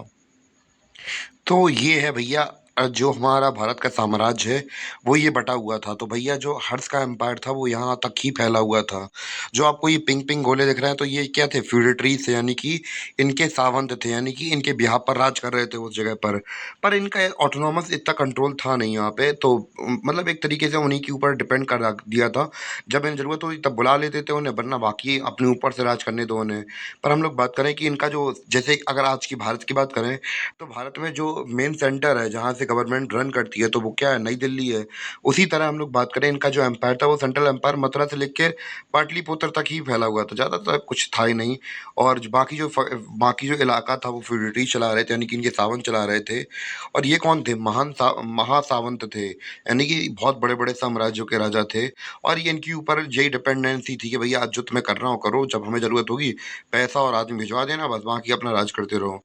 पर हम लोग बात करें इनकी लॉयल्टी हमेशा कभी ऐसा नहीं था कि कभी आप इसका इधर का पर्दा उधर कर और इधर का माल उधर कर, ऐसा कुछ नहीं था। लॉयल रहना पड़ेगा भैया, ज़िंदगी भर साथ देना पड़ेगा आपको हमें लॉयल। तो इनको लॉयल्टी प्लेज करनी पड़ती थी। और हम लोग बात करें कि इनके भैया ऐसा तो है नहीं कि महाराज हैं तो फिर जो मंत्रिमंडल होता है वो नहीं हो। तो मंत्री परिषद भी थी हमारी यहाँ पे, क्या थी? मंत्री परिषद भी थी हर्ष के एडमिनिस्ट्रेशन में। तो अब भैया मंत्री कौन बनेगा? तो मंत्री कभी-कभी ऐसा होता था कि कभी ये लोग चुन लेते थे, नहीं तो कभी-कभी यही होता था कि जो इनके सावंत हैं, यानी कि भरोसेमंद जो आदमी है, जैसे देवगुप्त सेकंड हुआ, कभी इनकी इच्छा हुई तो इन्हें बनवा दिया। हुआ नहीं है, मैं बता रहा हूँ। जैसे कि अगर मैं मान सिंह की बात करूँ, तो भैया मान सिंह खुद महाराजा थे, पर अकबर के जो मंत्री थे, सलाहकार थे, वो भी हमेशा रहते थे। वो अकबर के साथ ही रहते थे, पर उनका तो साम्राज्य था ना काफ़ी बड़ा राजस्थान में, तो ऐसे ही वहाँ पे भी चलता था। कभी-कभी एक आदमी को 2-3 रोल मिल जाते थे कि हाँ, 2-3 पदवियाँ मिल गई, तो ऐसे सीन चलता रहता था। तो इनका जो भैया जो महामंत्री रहते थे, इनका इम्पोर्टेंट रोल होता था कि राजा वगैरह चुनना है, ना कि हर्ट्स को, बल्कि छोटे-मोटे राजा का कोई जगह की कोई गवर्नर वगैरह बनाने हुए। तो वैसा फॉरेन पॉलिसी को लेकर भी इनके मंत्री काम करते थे कि हाँ, यहाँ से डील होनी है, यहाँ पे डील होनी है। तो प्राइम मिनिस्टर तो फिर ऑब्वियस सी बात है कि मेन मंत्री, प्रधानमंत्री तो बनाना ही पड़ेगा एक इम्पोर्टेंट, जो कि मेन सलाह देगा इन्हें महाराज को कि भैया आपको ये करना है कि ये नहीं करना है, क्योंकि समझदार आदमी चाहिए पड़ता है उसके लिए, ऐसी पोस्टों के लिए, तो वो समझ के रखते थे ऐसे आदमियों को। तो हम लोग देखें कि यहाँ पे हैवी ब्यूरोक्रेसी नहीं है, क्यों? क्योंकि भैया यहाँ पे सेंट्रलाइज़ पावर है नहीं है, और इकोनॉमी भी इतनी अच्छी नहीं, क्योंकि अगर गुप्ताज़ की बात करें तो उनके टाइम पीरियड पे इकोनॉमी काफ़ी अच्छी चल रही थी। पर यहाँ पे जो इकोनॉमी की हालत है वो थोड़ी सही नहीं चल रही है, थोड़ा उनको दस्त लगे हुए हैं, इसलिए वो लोटा सँभाल के घूम रहे हैं आवाम, इकोनॉमी हमारी यहाँ पे। तो ये सीन चल रहा है, इसलिए हम लोग बात करेंगे कि यहाँ पे वो चीज़ चल पाना मुश्किल है। तो भैया अब इनके साम्राज्य के कुछ इम्पोर्टेंट टर्म हैं, यानी कि कुछ बड़ी-बड़ी पोस्टें होती हैं, तो उनके नाम वगैरह भी हमसे पूछ लिए जाते हैं। जैसे अवंती क्या है? अवंती कौन होते थे? अवंती वैसे तो एंशिएंट टाइम में एक महाजनपद का नाम था, पर हम लोग बात करें इनके टाइम पीरियड पे, अवंती क्या होता था? फॉरेन मिनिस्टर होते, जो कि फॉरेन अफेयर्स सँभालते थे। सिम्हानंदा क्या है? कमांडर इन चीफ हैं। कुंतला कौन है? चीफ कैवलरी ऑफिसर, यानी कि घोड़े भैया चाहिए पड़ेंगे, क्योंकि भैया यहाँ पे अच्छी ब्रीडिंग नहीं होती घोड़ों की, तो भैया बाहर से मंगाने पड़ेंगे, ये सब देखना है। और स्कंदगुप्ता, यानी कि हाथियों के भैया डिपार्टमेंट के हेड। और भैया हम लोग बात करें क्या इनके पास आर्मी होगी, तो कहें तो ज़्यादा बड़ी आर्मी नहीं, छोटी स्टैंडिंग आर्मी होगी। पर हम लोग बात करें ज़्यादा से ज़्यादा सिपाही कहाँ से आएंगे इनके पास? ज़्यादा से ज़्यादा सिपाही आएंगे फ्यूडल राज्यों से, फ्यूडल वाइज होगा इनके साथ, क्योंकि भैया क्योंकि जो इनके फ्यूडल लॉर्ड्स हैं वो इनके पास आर्मी भेजेंगे, तो बहुत बड़ी आर्मी हो जाएंगी इनके पास अलग अलग भिजवा के। और हम लोग बात करें इनके बाद कोई ऐसा खड़ा नहीं हो पाएगा, तो बाद में हमारे जो फ्यूडल लॉर्ड्स हैं वो अपने आप को आज़ाद कर लेंगे, खुद को महाराजा बना लेंगे। अब भैया बात कर लेते हैं इनकी आर्मी के बारे में। तो इनकी आर्मी भैया 1 लाख घोड़े, 60,000 हाथी, तो भैया इतनी बड़ी ये तो इनकी सेना भी नहीं थी। इससे बड़ा साम्राज्य तो भैया मौर्य का था, पर उनके भी हम लोग बात करें कि 30,000 घोड़े और केवल 9,000 हाथी थे। तो इसका मतलब वो तो उनके पर्सनल थे, इनके पास इतने नहीं है। क्यों नहीं है? क्योंकि भैया इनके जो फ्यूडेटरीज़ हैं वो इन्हें हेल्प करेंगे जब इन्हें चाहिए होती थी। तो जो फ्यूडेटरीज़ जो साथी होते थे, तो वो अपने कोटा से इन्हें क्या करते थे, अपने हाथी, घोड़े या फिर सैनिक भेज देते थे, तो इनको कोई दिक्कत नहीं होती थी। और ऑब्वियस सी बात है, जो सब आर्मीज़ में होते हैं, तो भैया इनकी आर्मी से भगवान तो लड़ने वाले हैं नहीं, या फिर कोई नए प्रकार की जीप तो लड़ने वाले नहीं। इन्फेंट्री है, वही कैवलरी है, रथ हैं, हाथी हैं, पैदल सैनिक हैं, घोड़ेसवार सैनिक हैं, तो वही होंगे और इम्पोर्टेड मतलब घोड़े वगैरह होंगे। और जो बात करें ऑर्डिनरी सोल्जर्स और जिसे चेतास और भतास कहा जाता है, तो जो चेतास होते हैं तो वो होते हैं क्या, रेगुलर सैनिक जिन्हें पेड किया जाता है। और जो वेतास होते हैं तो इन्हें जे भी ऑर्डिनरी सैनिक होते हैं, पर इन्हें जरूरी नहीं होता है कि हमेशा ही रहें। ये क्या है, कभी कभी रिक्वायर कर ली जाते हैं, जब जरूरत पड़ती तो इन्हें भाड़े पर रख लिया जाता था, तो ये सीन रहता था। और ये चैतास जो हमेशा है वो परमानेंट सैलरी वाले हैं कि उनकी सैलरी फिक्स है कि हाँ भैया तुम रुके ही रुके हो। तो ये छाटा बाटा क्या है, मुझे लगता है समझ में आ गया। छाटा ये रेगुलर है कि भैया रेगुलर बेसिस पे रहते हैं और जब ज़रूरत पड़ती है तो बाटा को भी खरीद लेते हैं। तो ये ऐसे करके इनका ऑर्डिनरी सोल्जर का सीन चलता रहता है। और हम लोग बात करें power shifted to military camps non age, तो मिलिट्री कैंप्स के पास में पावर शिफ्ट कर दी गई थी, तो भैया जहाँ पर राजा होते थे वहीं के कैंप लग जाते थे, जिन्हें स्कंदवास कहा जाता था, ठीक है, वराज सॉरी। और हम लोग बात करें कि तो हम लोग बात करें कि जो शाओहेन है, जो हमारे शाओहेन है, तो इन्होंने ही बताया कि भैया जो आर्मी है उसके 4 डिवीज़न है। और हम लोग बात करें कि जो आर्मी है तो उसमें वो काफ़ी स्ट्रेंथ वाली है, इसमें रिक्रूटमेंट भी की जाती है। रिक्रूटमेंट सिस्टम भी है, ऐसा नहीं है कि किसी की इच्छा हुई तो किसी को भी भर्ती कर लिया। तो एक सिस्टम के साथ ही उन्हें भर्ती किया जाता था और अच्छी पेमेंट वगैरह भी मिलती थी।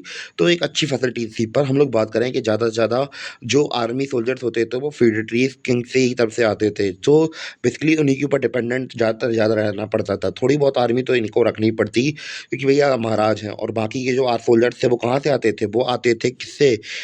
वो आते थे छोटे-छोटे फेडरेटरी किंग से, जैसे देव चेन सेकंड वगैरह, इन सब की आर्मी से थोड़े बहुत कंट्रीब्यूशन आ जाता था। तो ये सीन था। अब हम लोग बात करने वाले हैं कुछ इम्पोर्टेंट ऑफिशियल्स के बारे में, जो कि उनके राजकाल में होते थे, जो अलग-अलग पोस्ट पे विराजमान रहते थे। जैसे महाशंदी विराह, तो ये कौन होते थे? Officer to decide about war and peace, war और पीस के बारे में डिसाइड करने वाला। और दूसरे थे महाबाल अधिकृत, तो ये क्या थे? हाईएस्ट ऑफिशियल ऑफ आर्मी थे ये। और बाल अधिकृत कौन थे? ये थे कमांडर। तो ऐसे अलग-अलग हमें पोस्ट देखने को मिलती हैं। जैसे वृद्धेश्वर हुआ, तो ये कौन होते थे? Head of cavalry. आहूतक हुए हमारे ऑर्डिनरी सोल्जर। कौतक हुए हमारे हेड ऑफ एलिफेंट ब्रिगेड।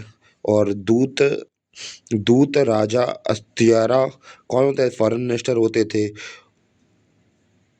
औपरिक महाराज कौन होते थे? प्रोविडेंशियल हेड होते थे। वनापालास कौन होते थे? फॉरेस्ट गार्ड होते थे। और सर्वपल्ली पत्ती कौन होते थे? चीफ ऑफ ऑल विलेजेस होते थे, यानी कि सारे गांव के चीफ, ठीक है।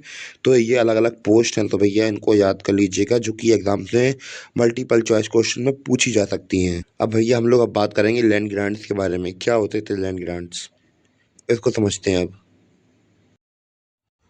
अब भैया हम लोग बात करने वाले हैं लैंड ग्रांट्स के बारे में। तो लैंड ग्रांट्स क्या होते थे? यानी कि जो हमारे ब्राह्मण वगैरह होते थे तो उन्हें ज़मीनें दान में दी जाती थी, तो हमारे वही लैंड ग्रांट्स होते थे। अभी तक तो हमारे यहाँ पे ये चल रहा था कि जो ग्रांट होता था वो मतलब जो किसान वगैरह, सॉरी, जो हमारे ब्राह्मण्स होते थे उन्हें देते थे, तो ब्राह्मण्स को छूट होती थी। तो भैया इसे जब बहुत सारे ब्राह्मण्स को दिया था तो अग्रहारा बोलते थे।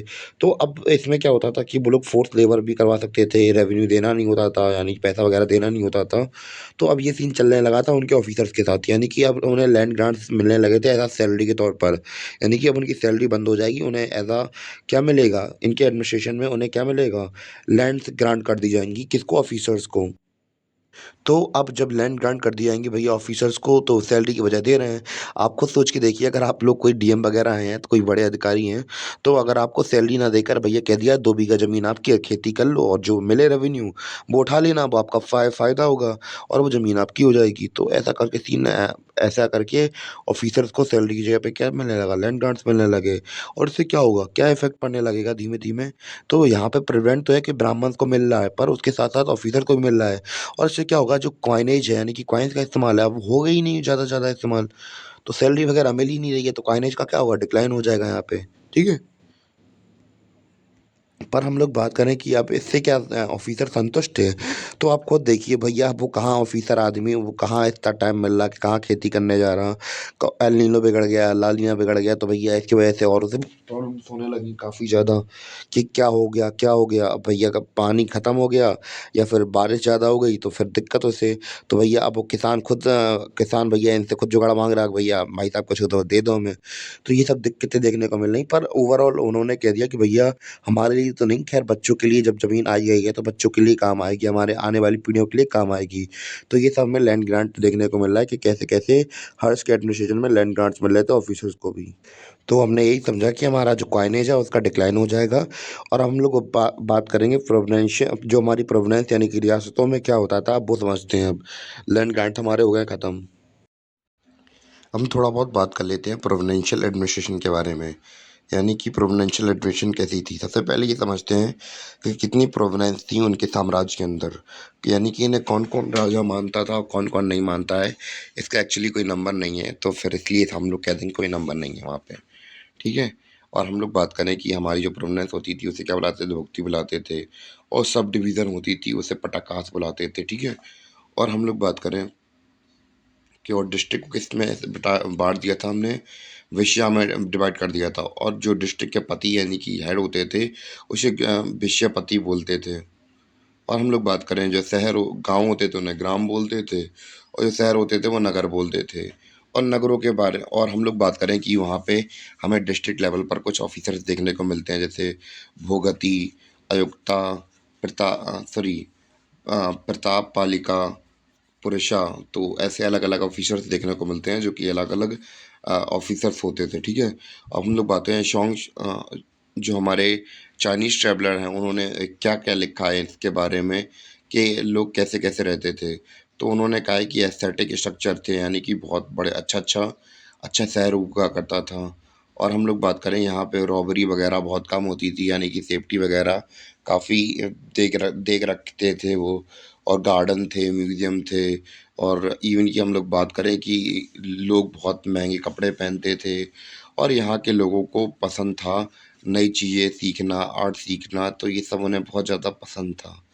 तो ये कुछ फीचर्स बताए हैं हमारे चाइनीज़ ट्रैवलर्स ने, जिनका नाम है तो उनका नाम है यून शांग साहब ने ये सब बताया है। अब बात करते हैं और डिटेल के बारे में कि उन्होंने और एग्ज़ेक्यूरेट करके सिटीज़ के बारे में बताया कि एक्चुअली सिटीज़ हैं कैसी, कि घर कैसे होते हैं और उनमें कैसी-कैसी पेंटिंग होती है, तो ये सब बताया है उन्होंने। अब उसको भी समझ लेते हैं।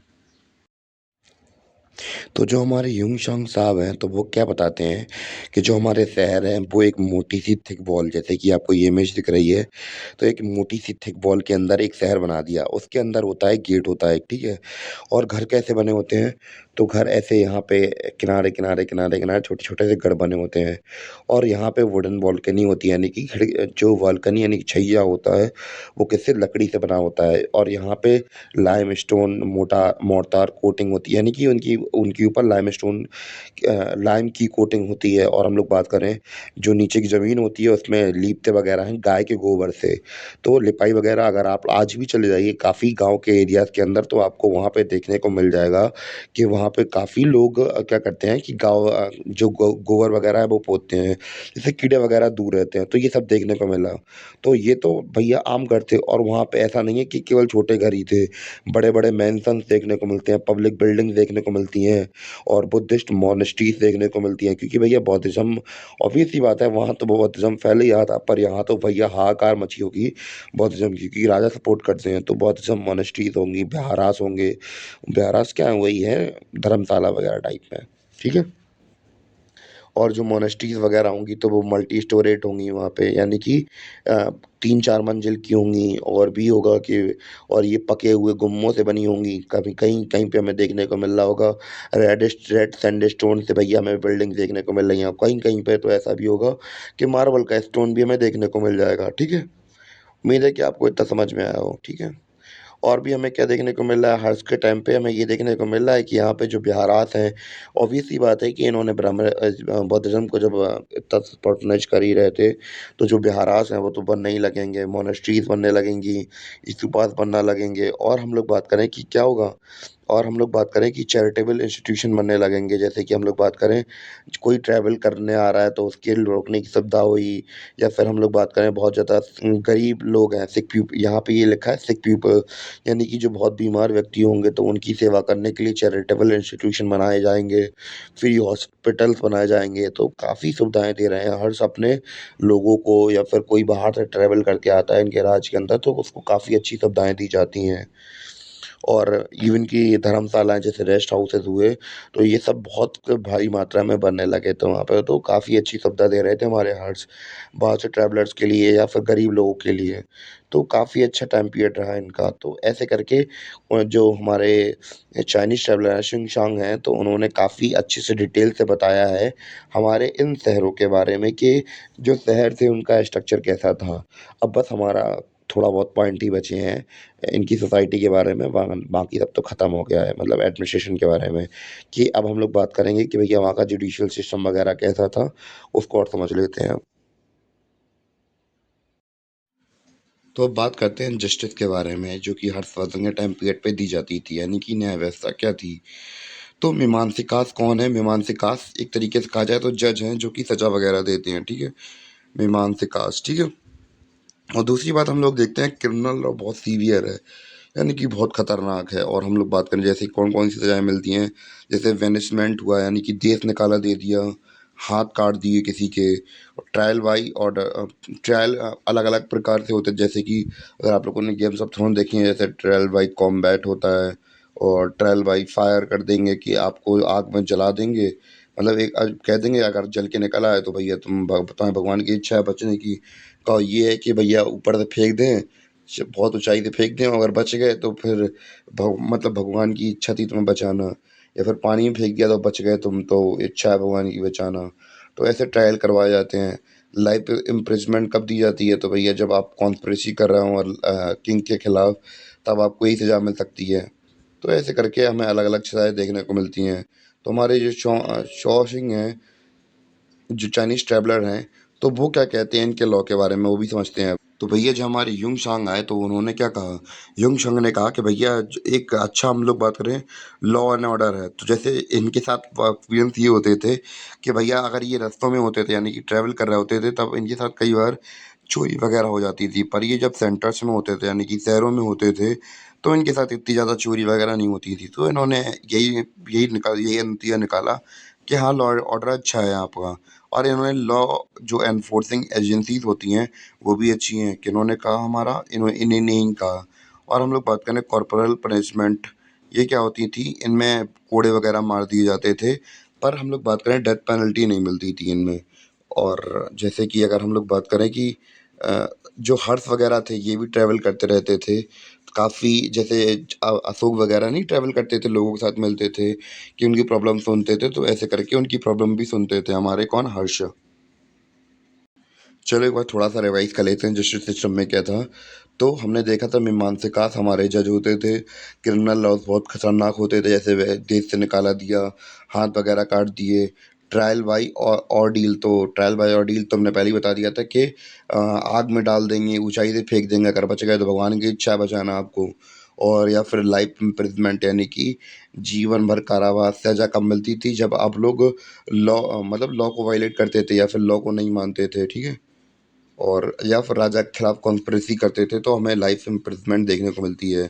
जो हमारे चाइनीज़ ट्रैवलर आए इनके साथ भैया रॉबरी तो हुई थी, पर इन्होंने समझ लिया कि भैया जो लॉ ऑर्डर है काफ़ी अच्छा है, और लॉ एनफोर्सिंग एजेंसीज़ भी हैं वो भी अच्छी हैं। और कॉर्पोरल पनिशमेंट कब मिलती थी? यानी कि फिजिकल, यानी कि चाबुक से मारना पीटना कब होता था? जब आप बहुत बड़े बड़े अपराध करते तब हमें देखने को मिलता था। डेथ पेनल्टी अवॉइड की जाती थी यहाँ पे, या फिर आप लोग सोशल इमोरलिटी करते थे या फिर लॉ को नहीं मानते थे तो हाथ पैर कटवा देते थे।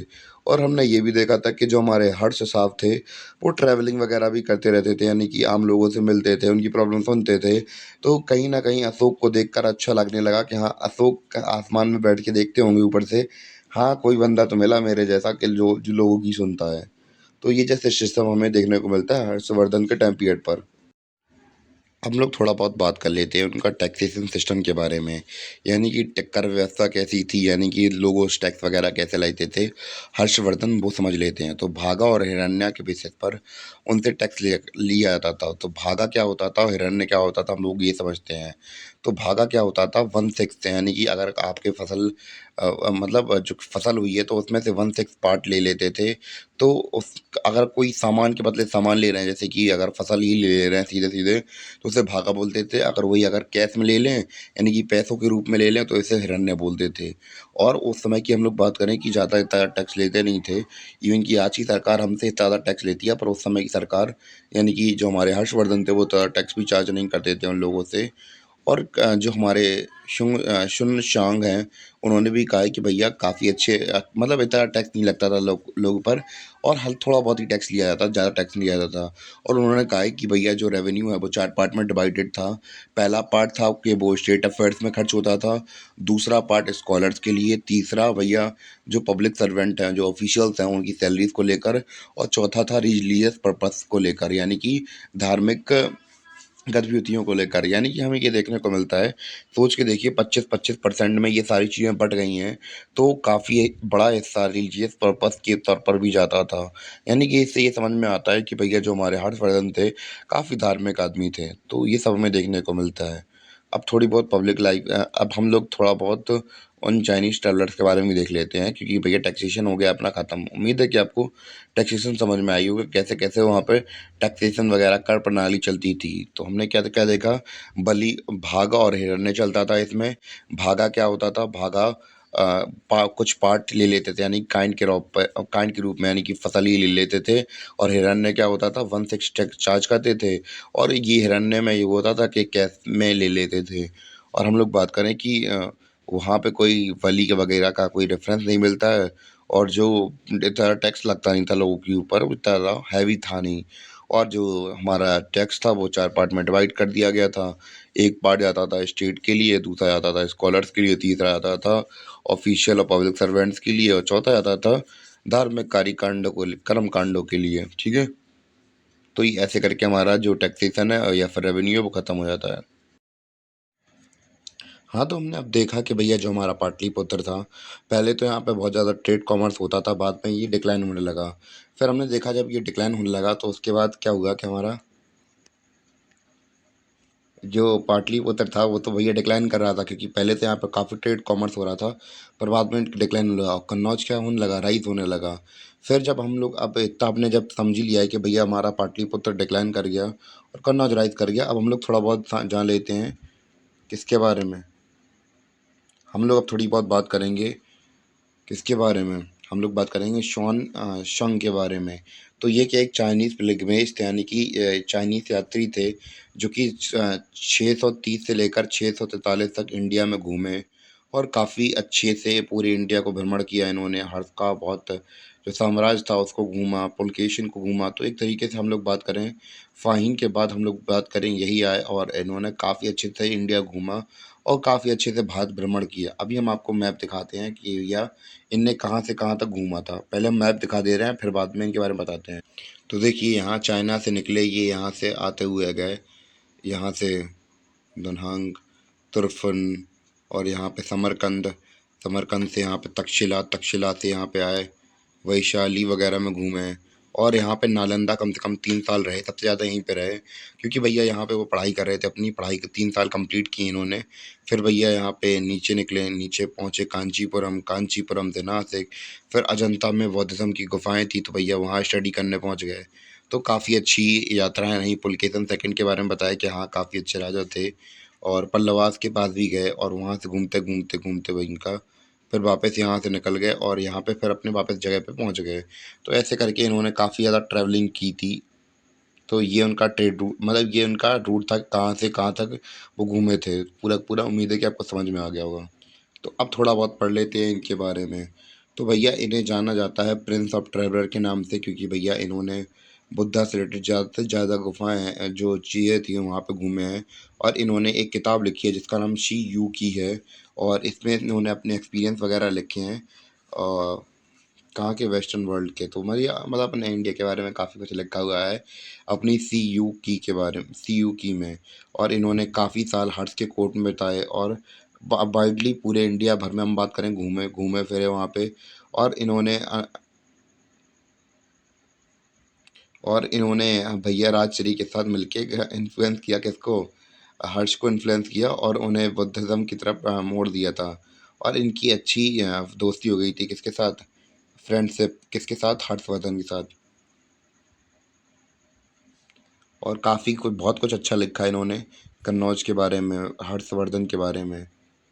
तो हम लोग बात करें कि ये इंडिया में कब आया, जो भैया हर्षवर्धन था, हर्षवर्धन का जब राजकाल, उनका राजकाल कब से लगा था, 606 से लगा था, और 647 तक था। और ये आए थे कब इंडिया में, उनके राजपाट के आखिरी के दौरान आए थे इंडिया में। और इन्हें काफ़ी अच्छा लगा वहाँ पे रह के, और अप्रॉक्स ये 630 में आए थे, और 643 में चले गए थे। तो पहले तो भैया जो हमारे हर्ष थे वो क्या थे, शिव भगवान की पूजा करते थे, शैविज़्म में बिलीव करते थे, यानी कि हिंदुइज़्म में बिलीव करते थे। फिर बाद में जो राजश्री थी, उनकी रुचि थोड़ी बौद्धिज़्म की तरफ ज़्यादा थी। तो उन्होंने, और हम लोग बात करें कि हमारे जी साहब आए, और इन दोनों ने मिलके क्या किया, इनका हर्ष का मन बदला, और हर्ष का थोड़ा बहुत मन बदल भी गया। तो इनका जो झुकाव था वो बुद्धिज़्म की तरफ बढ़ गया।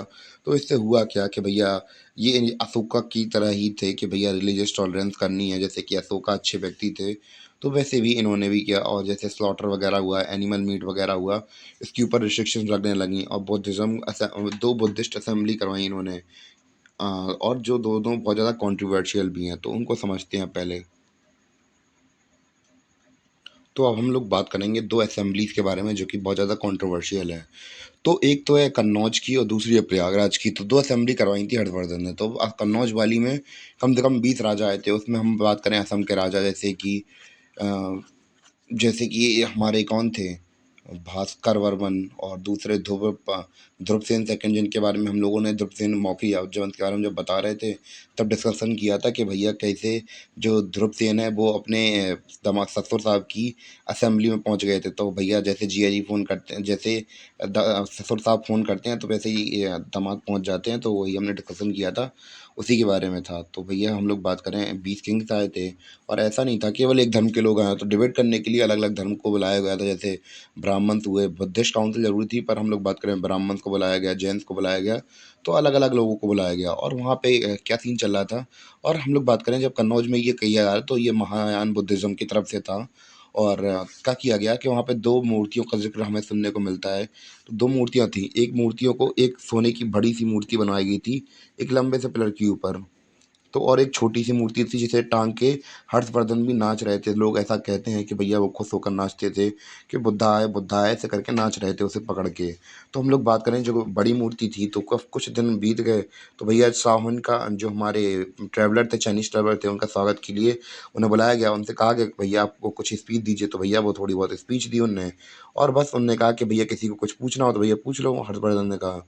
तो अब थोड़े बहुत उनके खिलाफ, हर्षवर्धन के खिलाफ, और शोहन के खिलाफ, तो भैया शुहिंग के खिलाफ काफ़ी लोग बुरा सोच रहे थे, क्योंकि भैया पहले के लोग समझ रहे थे, वहाँ के ब्राह्मण ये सोच रहे थे कि पहले हमारे अशोक आए भैया, काल अशोक आए, तो भैया इन्होंने बुद्धिज्म को बहुत काफ़ी प्रमोट किया। अब पता नहीं, यानी कितना ये सपोर्ट करेंगे ये भी। तो भैया अब प्लानिंग प्लॉटिंग होने लगी शॉन को मारने के लिए। तो भैया जो हमारे हर्ष थे वो समझ गए, तो भैया काफ़ी उन्होंने ब्राह्मणों को पकड़ा भी, और काफ़ी लोगों को मारा भी गया, क्योंकि भैया वो सब प्लानिंग कर रहे थे किसको, शॉन को मारने की। तो भैया ये सब प्लानिंग प्लॉटिंग चल रही थी। तो हर्ष ने इसका अपोज किया, उन्होंने कहा कि भैया ऐसा नहीं होने देंगे। और एकदम से फिर क्या किया गया, लोगों ने आग वगैरह लगा दी उस पिलर में, गोल्ड स्टैचू की बात कर रहे थे, उसके ऊपर आग लगा दी किसी ने। तो ब्राह्मण को काफ़ी पकड़ा गया। तो ये इलेक्शन निकल के आया कि ज़्यादा बुद्धिज्म को प्रमोट कर रहे थे, और लो बेटा करो तुम। तो ऐसा उन ब्राह्मण का कहना था। तो उन्हें पकड़ के पीटा भी गया, मारा भी गया, कुछ लोगों को अरेस्ट किया गया। तो ये सब हुआ था वहाँ पे। तो प्लीज़ कोई भी मैं किसी धर्म को प्रमोट नहीं कर रहा, ना ही किसी धर्म की बुराई करना चाहता हूँ। तो भैया जो मैंने पढ़ा है तो मैंने आपको बता दिया, या फिर काफ़ी बुक्स में जो लिखा है मैंने बता दिया। तो मेरा कोई ऐसा कोई पर्सपेक्टिव नहीं है कि मैं किसी धर्म को बुरा कहूँ या किसी जाति को बुरा कहूँ। नहीं मेरी कोई ऐसी अपेक्षा है, तो जिसे भी बुरा लगे तो उसके लिए सॉरी। और मेरी ऐसी कोई इच्छा नहीं है किसी किसी धर्म को बताऊँ, बुरा कहूँ तो भैया जैसा हम लोगों ने हिस्ट्री में पढ़ते हैं, तो वैसे ही मैंने आपको बता दिया। उम्मीद है कि आपको समझ में आया हो। तो ये सब चल रहा था वहाँ पे और दूसरी प्रयाग में हुई और जो हर साल करवाई जाती थी, हर 5 साल में करवाई जाती थी, वो आपको पता ही है प्रयागराज वगैरह में। और भैया जिस फेस्टिवल प्रयागराज की बात कर रहे हैं तो उसके नोट्स ये लिखे। तो हम लोग काफ़ी 5 साल में मनाते थे इसे प्रयागराज में फेस्टिवल। और इसे कौन करवाता था, इसे महामोक्ष परिषद करवाती थी प्रयाग में। और हम लोग बात करें इसमें स्पिरिचुअल लाइफ को अपलिफ्ट किया जाता था, जिसमें कि केवल और केवल बुद्धिज़्म को नहीं बल्कि हिंदुओं को, जैन्स को, सबको भैया गिफ्ट वगैरह मिलते थे। और सब में चैरिटी की जाती थी, कपड़े बांटे जाते थे और सबको दान दक्षिणा दी जाती थी। तो ऐसे करके प्रयाग में और कन्नौज में फेस्टिवल मनाए जाते थे। और कुछ चीज़ें इम्पोर्टेंट है जो कि इसमें लिखी नहीं है, पर मैं आपको बता दे रहा हूँ कि जो सोंगसॉन्ग है तो भैया उनका बिलीव ये है कि भैया इस सोसाइटी के अंदर जो बुद्ध के बिलीव्स हैं वो इनग्रेन्ड हैं। यानी कि भैया हम लोग खुद बचपन से ही अपने बच्चों को सिखाते हैं कि बेटा ये चीज़ गलत है, ये चीज़ सही है। तो सही गलत का अंतर बताते हैं, सबसे पोलाइट रहना, ईमानदारी करना। तो ये सब हम वो सब देखते हैं, तो हमें तो ये सब कोई नई चीज़ लगती नहीं है। तो भैया जो बंदा बाहर से आता है तो उसे अलग चीज़, नई चीज़ दिखाई देती है, क्योंकि वहाँ का कल्चर ऐसा नहीं था। तो भैया वो यही कहते हैं कि यहाँ पे जो बुद्धिज़्म की फ़िलॉसफ़ी है, वो लोगों के घर में बस चुकी है, सोसाइटी में हमें यहाँ पे देखने को मिलती है। तो ये कहना है शुंग चांग का। मैं उनका नाम सही से प्रोनाउंस नहीं कर पा रहा, उसके लिए पहले ही मैं सॉरी बोल देता हूँ। तो भैया अब हम लोग बात कर लेते हैं नालंदा यूनिवर्सिटी के बारे में, क्योंकि भैया ये महायान जो बौद्धिज़्म था उसके लिए बहुत ज़्यादा इम्पोर्टेंट है। तो भैया हमारे शुंग जब इंडिया में आते हैं तो उस समय पर हम लोग बात करें यहाँ का नालंदा यूनिवर्सिटी के हेड कौन है, शिलाभद्रा कौन है। जब वो हमारे शुंग इंडिया में आए तो शिलाभद्रा इस यूनिवर्सिटी के हेड हैं। और हम लोग बात करें कि यहाँ पे अलग अलग देशों से, जैसे चाइना हुआ, जापान हुआ, मंगोलिया हुआ, यहाँ पे भैया अलग अलग लोग आते हैं। और यहाँ पे हम लोग देखते हैं कि 10,000 से ज़्यादा स्टूडेंट पढ़ते हैं, हमें यहाँ पे देखने को मिलते हैं। और 100 से ज़्यादा गाँव का जो रेवेन्यू है, यानी कि वहाँ का जो कर होता है, वो पूरा की पूरा इसी यूनिवर्सिटी के ऊपर खर्च किया जाता है। तो हम लोग ये देखते हैं, तो भैया महायान के लिए इम्पोर्टेंट जगह है।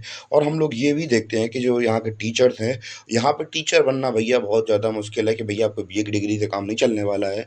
आपको बहुत समझदार होना पड़ेगा, जैसे धर्मपाल हुआ, चंद्रपाल हुआ, और हम लोग बात करें जया सेन हुआ, दिवाकर हुआ, मतंग हुआ। तो बड़े बड़े टीचर्स यहाँ से निकलते हैं। तो भैया बहुत बड़ी बात होती है यहाँ पे पहुँचना। तो एक तरीके से कहा जाए, जैसे हमारे नालंदा के भैया यूनिवर्सिटी टीचर देखिए कितने बड़े बड़े आदमी हैं। तो ये सब हमें देखने को मिलता है। अब हम लोग बात करेंगे भैया सोशियो इकोनॉमिक कंडीशन के बारे में भी, हर्षवर्धना की। अब हम लोग देखते हैं कि सोसाइटी कैसी थी हर्षवर्धना के टाइम पीरियड की, यानी कि समाज कैसा था। तो उस समय की अगर समाज की बात करें तो कास्ट सिस्टम एक फैमिली तरह से एस्टेब्लिश्ड हो चुका था, क्योंकि हज़ारों साल पुरानी बात हो चुकी थी, तो जातिवाद से किसी को प्रॉब्लम नहीं थी। पर हम लोग बात करें कुछ जैसे कास्ट थी, जैसे कि हम लोग बात करें अ, वही फिशरमैन हुए या फिर डांसर्स हुए, बुचर्स हुए, इन्हें गांव के बाहर रखा जाता था। और हम लोग बात करें शिनजंग के अकॉर्डिंग सोसाइटी थी, वो 4 पार्ट में डिवाइडेड थी, जैसे कि हमें पता है। और लोग काफ़ी ईमानदार थे, होनेस्ट थे। और जो हम लोग बात करें कुछ हमारी कास्ट थी जिन्हें गांव के बाहर रखा जाता था ऐसा वर्क। तो भैया कुछ भी कर लीजिए, आप लोग सोसाइटी को कभी खुश नहीं कर पाएँगे। अब भैया जो लोग बूचर होते थे, फिशरमैन होते थे, मछली तो मार के दे रहे हैं आपको ना। डांसर्स होते थे, आपके एंटरटेनमेंट के लिए ही तो काम कर रहे हैं ना। तो उन्हें गाँव के बाहर रख के आप डिस्क्रिमिनेशन किस बेसिस पे कर रहे हैं? पर वहाँ पे प्रेवलेंट था, तो उन लोगों ने एक्सेप्ट कर लिया था कि हमारे साथ यही होता है हज़ारों सालों से, तो हम भी मान ले रहे थे। इन्हें गाँव के बाहर रखा जाता था। तो ये सब होता था उस समय पर, और काफ़ी रिजिड था ये सिस्टम, ठीक है? पर हम लोग बात करें कॉन्फ्लिक्ट नहीं करते थे, तो वो लोग समझ गए थे कि ये लोग कभी एक्सेप्ट नहीं करने वाले, तो उन्हें गाँव के बाहर ही रखा जाता था। और वुमेन्स की बात करें तो वुमेन्स में क्या सीन था कि जो हमारे शोंगशिंग थे तो वो मानते थे, उन्होंने पर्दा सिस्टम नहीं था, उन्होंने ऐसा कहा है। पर उन्होंने एक्चुअली ऐसा कहा कि किसको देखकर कहा है, तो उन्होंने राजश्री को देखकर ऐसा कहा है। क्यों? क्योंकि भैया वो तो एक रॉयल महिला थी। आप रॉयल महिला को देख के आप नॉर्मल लाइफ जो लोगों की है, उसे आप कैसे प्रेडिक्शन कर सकते हैं? और हम लोगों ने देखा था कि जो वुमेन्स थी उसमें सती की प्रैक्टिस हमें देखने को मिलती है। यानी कि अब अगर हम लोग हर्षवर्धन के पिता की बात करें या फिर माँ की बात करें, तो इनकी माँ खुद सती हुई थी, क्योंकि इनके पिताजी एक्सपायर हो गए थे, तो इनकी माँ ने सती कर ली थी। तो ये सब हमें देखने को मिल रहा था।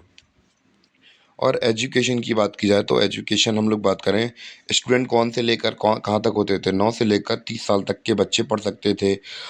और हम लोग बात करें कि और बेसिकली अगर बात की जाए तो एजुकेशन किसके बारे में ज़्यादातर होती थी, तो रिलीजन को लेकर ही ज़्यादा एजुकेशन होती थी हमारी उस वहाँ पर। रिलीजन बेस्ड होती थी और ज़्यादातर वेद ही पढ़ाए जाते थे, और ऐसा नहीं था कि कोई रिटन फॉर्म में कुछ करवाया जाता, तो बस केवल वही मंत्र जाप करा देंगे, ओरल फॉर्म में रट्टा मरवाया जाता था, तो पूरा रट्टा मारते रहते थे। तो ये सब हमें देखने को मिलता है। और अगर खाने-पीने की बात की जाए, तो खाने-पीने में ऑब्वियस सी बात है, वही है अपना, खाने में मटन होता था, ओकेज़नली खाया था, पर बीफ नहीं खाया जाता था। और बाकी जो हरी सब्जियाँ होती थी, घी हुआ या फिर दूसरी चीज़ हुई, तो ये सब तो ऑब्वियस सी बात है खाया जाता था। अगर अटायर की बात की जाए, कपड़ों की बात की जाए, तो भैया नॉर्मली जो आम लोग होते थे, चाहे मर्चेंट हों, चाहे आम लोग हों, तो सिंपल कपड़े पहनते थे। जो ज़्यादा पावरफुल होते थे लोग, तो वो थोड़े बहुत हाथ में ब्रेसलेट वगैरह पहन लेते थे, सोने वगैरह के, और यही सब चलता था। जैसे औरतों के पैर में आप लोगों ने चांदी या सोने के कड़े देखे होंगे, तो वो सब पहनते थे। और इवन कि हम लोग देखते थे कि जो मर्चेंट लोग होते थे, तो भैया आभूषण वगैरह पहनते थे, सोना चांदी लदे रहते थे। और जो महाराज होते थे, तो वो तो फिर उनका तो फिर अलग ही सीन चल रहा था, पूरे लदे होते थे सोने चांदी से। और अगर वही हम लोग बात करें महिलाओं की, तो महिलाओं का वही अपना सजना संवरना, कॉस्मेटिक के सामान, लाली लिपस्टिक वाली, तो ये सब तो चलते ही रहते थे। तो ये इतना मैंने लिखा नहीं, पर मैंने मौखली बता दिया, ओरली बता दिया मैंने कि हाँ, ऐसा-ऐसा सीन चलता था। तो थोड़ा बहुत अपने मन से बना भी सकते हैं कि हाँ, जैसे ऑब्वियस सी बात है सिंपल कपड़े पहनते थे, पर रिच क्लास के लोग होते थे, वो थोड़ा ज़्यादा अपने आप को डेकोरेट करके रखते थे। बस यही है, और ज़्यादा कुछ नहीं है सोसाइटी के बारे में।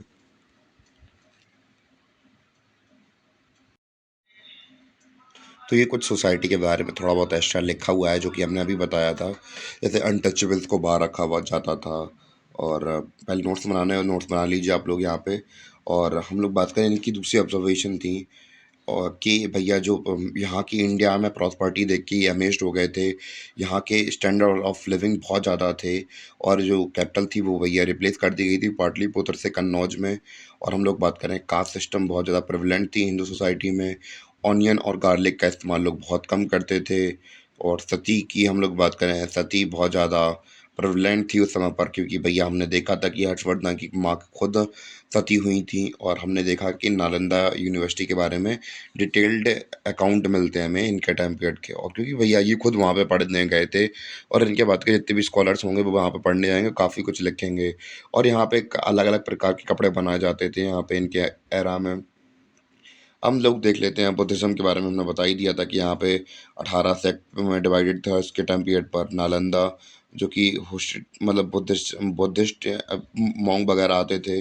और यहाँ पे 10,000 मॉन्क बाहर दुनिया भर के अलग अलग जगह से जो स्टूडेंट्स होते हैं, चाहे वो श्रीलंका हो, साउथ ईस्ट एशिया हो, चाइना हो, तो यहाँ पे ही आके भैया बुद्धिज़्म वगैरह वहाँ पे फैलने को लगा था।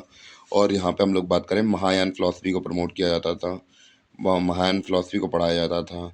और हम लोग बात करें जो शॉन संग हैं, तो इन्होंने कहा है कि भैया यहाँ पे कम से कम जो नालंदा यूनिवर्सिटी थी, यहाँ कम से कम 100 गांवों का पैसा लगता था। यानी कि जो 100 गांवों से टैक्स मिलता था, वो पूरा का पूरा पैसा किसमें, नालंदा यूनिवर्सिटी में खर्च होता था। हर्ष पहले क्या थे, सेवा के भक्त थे, पर बाद में हम लोग बात करें, क्या हुआ, इनकी बहन और जो हमारे शीशांग हैं, इनके कहने पर इन्होंने, इनके बहकावे में आके या फिर जो भी कह लीजिए, बौद्धिज़्म अपना लिया। और इन्होंने, हम लोग बात करें, असेंबली वगैरह भी कराई थी, और महायान फिलॉसफी को वाइडली प्रमोट करने के लिए। फिर भैया इन्हें शॉन शॉन्ग को यहाँ बुलाया गया, और इनका सम्मान वगैरह भी किया गया। यहाँ पे हज़ारों पुजारी वगैरह भी आए अलग अलग सेक्ट से। और फिर एक फेमस इवेंट भी हुआ था यहाँ पे असेंबली में। और ये रहा भैया वो अपना हिस्टोरिकल इवेंट, कि भैया जो शुंग शांग थे, तो भैया काफ़ी लोग इनसे प्रॉब्लमेटिक फेस कर रहे थे क्योंकि ब्राह्मण्स को बहुत बुरा लग रहा था। तो ब्राह्मण्स का कुछ रिएक्शन हुआ इनके खिलाफ कॉन्स्पिरेसी वगैरह की, टावर वगैरह जला दिया गया वहाँ पे और एकदम से फिर हर्ष को ऊपर कुछ अटेम्प्ट वगैरह भी किए, सचिन के मारने की कोशिश भी की है और इसलिए जो हर्ष थे उन्होंने 500 ब्राह्मण को कम से कम अरेस्ट वगैरह किया और बाकी लोग कुछ लोगों को मार भी दिया गया वहाँ पे क्योंकि भैया ऑब्वियस सी बात है हज़ारों सालों से ब्राह्मणिज़्म चल रहा था यहाँ पे एकदम से बुद्धिज़्म फैलने लगेगा तो फिर प्रॉब्लम तो काफ़ी सारी होंगी कि चाहे उस समय बुद्धिज़्म चल रहा है, आज के समय पर हिंदू मुस्लिम चल रहा है। तो ये सब प्रॉब्लम्स हमें देखने को मिलेंगी वहाँ पे। और जो कन्नौज असेंबली थी भैया ये हेल्ड हुई थी कि किसके सम्मान में? शॉन्ग संग के सम्मान में असेंबली हुई थी। मैं इनका नाम बार-बार थोड़ा ऊपर नीचे बोल दे रहा हूँ तो आप लोग लिखा है तो संभाल जाइएगा। और यहाँ उनकी सम्मान में रखी गई थी और हम लोग बात करें कि वही कुंभ के स्टार्टिंग के टाइम पे रखी गई थी और हमने देव सेना के बारे में जब अपने स्टार्टिंग में जब हम लोग पढ़ रहे थे ध्रुवसेन के बारे में, ध्रुवसेन सेकंड के बारे में, तभी हम लोगों ने इस असेंबली के बारे में डिस्कशन कर लिया था। तो ये हमने असेंबली अच्छी तरीके से समझ ली है। और बाकी की हम लोग बात करें हर्ट्स क्या थे पैटर्न के, मतलब ये संरक्षण थे आर्ट के, इसलिए भैया ये खुद एक राइटर थे, इन्होंने 3 किताबें लिखी हुई थी, ड्रामास लिखे हुए थे जिसका नाम प्रियदर्शिका, रत्नावली। तो ये कॉमेडिक रोमांटिक थे दोनों। और जो नागनंदा थी ये बोधिसत्व जातक सॉरी अलग अलग चीज़ों के ऊपर लिखी हुई है, ठीक है। और इन्होंने इनको हम लोग बात करें कि और भी इनके सपोर्ट पोइट भी थे, बना भट्टा हुआ तो उन्होंने काफ़ी कुछ लिखा हुआ है और मोनेस्ट्री और इन्होंने काफ़ी और इन्होंने मोनेस्ट्रीज वगैरह भी बनवाई हैं नालंदा यूनिवर्सिटी में, बहुत कुछ किया है इन्होंने। और बाकी हम लोग इनके कोट पोइट के बारे में पहले ही बात कर चुके थे, जैसे बना भट्टा हुए, ये ऑथर हैं किसके, हर्षचरित्रा के, कादम्बरी के और पृथ्वी पर सॉरी पार्वती परिनियम के बारे में हमने इन्होंने किताबें लिखी हैं कि पार्वती जी की शादी हम लोग पहले डिस्कशन कर चुके हैं जिसके बारे में। और मौर्य इनके ऑथर थे, जो किसके ऑथर थे, मौर्य शतकम के। और बाकी इनके बाकी सब के बारे में तो मतंग के बारे में तो हम लोग पढ़ ही चुके थे पहले ही। तो नोट्स बनाने के पर्सपेक्टिव से सही है तो बना लीजिए आप लोग नोट्स पर। डेली रूटीन देख लेते हैं। इनका डेली रूटीन क्या था कि इन्होंने अपने दिन को 3 पार्ट में डिवाइड कर लिया था। पहले पार्ट में कम से कम वही रिलीजियस मतलब रीजन को ज़्यादा मानते थे तो बाकी जो तो टाइम पीरियड था तो अपने रीजन वगैरह करते रहते थे और बाकी हम एडमिनिस्ट्रेशन वगैरह देखते रहते थे। और वही हम लोग बात करें अशोक वगैरह की तो उन्होंने अपने टाइम पीरियड को 16 दिन के 16 पार्ट में डिवाइड कर लिया था। वो ज़्यादा से ज़्यादा एडमिनिस्ट्रेशन को देखते थे पर ये थोड़ा रीजन की तरफ ज़्यादा थे, इसलिए रीजन में भी थोड़ा ज़्यादा ध्यान रखते थे अपना। और अपने जैसे कि हमने पहली बात कर ली थी लॉ ऑर्डर के अंदर कि भैया ये अपने राज्य में घूमते रहते थे तो समझते रहते थे कहाँ क्या प्रॉब्लम है या क्या क्या सही नहीं है, तो वहाँ जाके समझते रहते थे। तो जो हमारे शुंग शांग थे तो उनके यहाँ पे चोरी भी हो गई थी, पर उन्होंने भी कहा है कि हाँ लॉ ऑर्डर अच्छा था, लॉ एंड ऑर्डर अच्छा था यहाँ का। और फिर हमने डिप्लोमेसी भी देख ली थी इनकी कि भैया कहाँ चाइना के साथ इनके रिलेशन थे। और बाद में भैया वो कहानी से बताई थी मैंने कि भैया इनके जो चाइना के साथ रिलेशन अच्छे थे, जब उन्हें पता चला कि यहाँ पे इनका शासन ख़त्म हो गया है तो यहाँ के राजा को मार दिया गया था। तो वो सब कहानी भी हमने देखी थी। और हर्ष के बाद क्या हुआ कि हर्ष के बाद क्या होना है, कन्फ्यूजन, पॉलिटिकल कन्फ्यूजन होने लगी, मतलब यहाँ पे कोई पावरफुल बचा ही नहीं। तो जो गुर्जर प्रतिहारा थे और राजपूत लीडर थे तो ये धीमे धीमे निकल के आए नॉर्थ इंडिया के अंदर। तो काफ़ी ज़्यादा पावर स्टेब्लिश कर ली थी इन्होंने भी फिर बाद में, हर्ष के बाद। और पनिशमेंट के बारे में तो हम लोगों ने पहले ही बात कर ली थी, लॉ ऑफ लैंड के बारे में तो हम लोगों ने पहले ही बात कर ली थी। तो भैया लास्ट में हम लोग पढ़ने वाले हैं एक ट्रैवलर के बारे में जो कि आए थे वहीं से चाइना से और इनका नाम था टी जिंग या फिर ही जिंग, जो भी इनका नाम हो। तो इनका टाइम पीरियड है 635 से लेकर 713 सी तक। और भैया ये बहुत दूर से आए और नालंदा यूनिवर्सिटी में पढ़ने लगे और इन्होंने बहुत सारे बुद्धिस्ट टेक्स्ट को बुद्धिस्ट टेक्स्ट को संस्कृत के पाली को किस में चेंज किया, चाइनीज़ में चेंज किया। और जब ये यहाँ से गए 695 में तो वहाँ पे वो ग्रैंड वेलकम हुआ इनका। एम्प्रेस ने वू जेन चाइना एम्प्रेस थी, उन्होंने काफ़ी वेलकम किया उनका वहाँ पे पहुँचने के बाद। तो ये मैप में आपको ये एरिया दिख रहा होगा, तो यहाँ से ये ट्रैवलिंग करके आए थे। जैसे यहाँ पे दिख रहा मगध वगैरह, तो यहाँ से भी ट्रैवलिंग करके आए थे और इन्होंने भी काफ़ी कुछ लिखा हमारे हर्ष के बारे में। उनके टाइम उनके ब्लॉग, इन्होंने ये भी ब्लॉग्स वगैरह बनाते थे, मतलब नोट्स के फॉर्म में ब्लॉग्स बनाते थे। तो उनके बारे में अब हम लोग देखते हैं। तो यही लिखा हुआ है कि ये 10 सालों तक नालंदा यूनिवर्सिटी में पढ़ते रहे और इन्होंने काफ़ी कुछ लिखा है नालंदा यूनिवर्सिटी के बारे में कि 200 गांव थे वगैरह वगैरह। और पहले उनके में हमने देखा था, झुंझुनू के बारे में देखा था कि वहाँ पे 100 गांव थे, अब ये कह रहे 200 गांव थे। तो नंबर थोड़ा बहुत ऊपर नीचे हो सकता है। और इनका कहना था कि उनका कहना था कि ये 10,000 स्टूडेंट है और इनका कहना हो रहा है कि 3,000 स्टूडेंट थे। ऑब्जर्वेटरी वगैरह, लाइब्रेरी वगैरह थे। और हम लोग बात करें दुनिया के अलग अलग हिस्सों से लोग आते थे पढ़ने के लिए, चाहे वो श्रीलंका हो, चाइना हो, दूसरे कंट्रीज़ हों, तो यहाँ दूर-दूर से लोग यहाँ पे पढ़ने के लिए आते थे, स्कॉलर्स वगैरह। और इन्होंने भी भैया अपनी डायरी वगैरह भी लिखी हैं, तो उनकी ट्रैवल डायरी वगैरह भी थी। और इन्होंने शंग डायनेस्टी के बारे में बताया और बहुत सारे जो इंडियन हमारे जैसे डायमंड सूत्रा हुआ, गोल्डन लाइट सूत्रा हुआ और दूसरे ये इम्पोर्टेंट हमारे जो वेद वगैरह, जो हमारे ग्रंथ वगैरह थे, उनको चाइनीज़ में ट्रांसलेट किया था इन्होंने। और ये भैया अपना प्रीवियस ईयर क्वेश्चन कि भैया जो चाइनीज़ ट्रैवलर ज़ोंग चोंग थे, तो भैया जो ट्रैवल किए थे इंडिया में, उन्होंने बताया कि कंडीशन बताई, कल्चर बताया इंडिया का, और उसके बारे में बताना है और कुछ नहीं है। और बस थोड़े बहुत रोड वगैरह के बारे में बताना है, तो इससे आइडिया लग जाएगा कि हाँ कैसे कैसे क्वेश्चन पूछे जाते हैं। और इसी के साथ हमारा जो लेक्चर है वो हो जाता है ख़त्म आज। उम्मीद है कि आपको लेक्चर समझ में आया हो, और अगर समझ में आया हो तो please like and subscribe my channel and bye bye.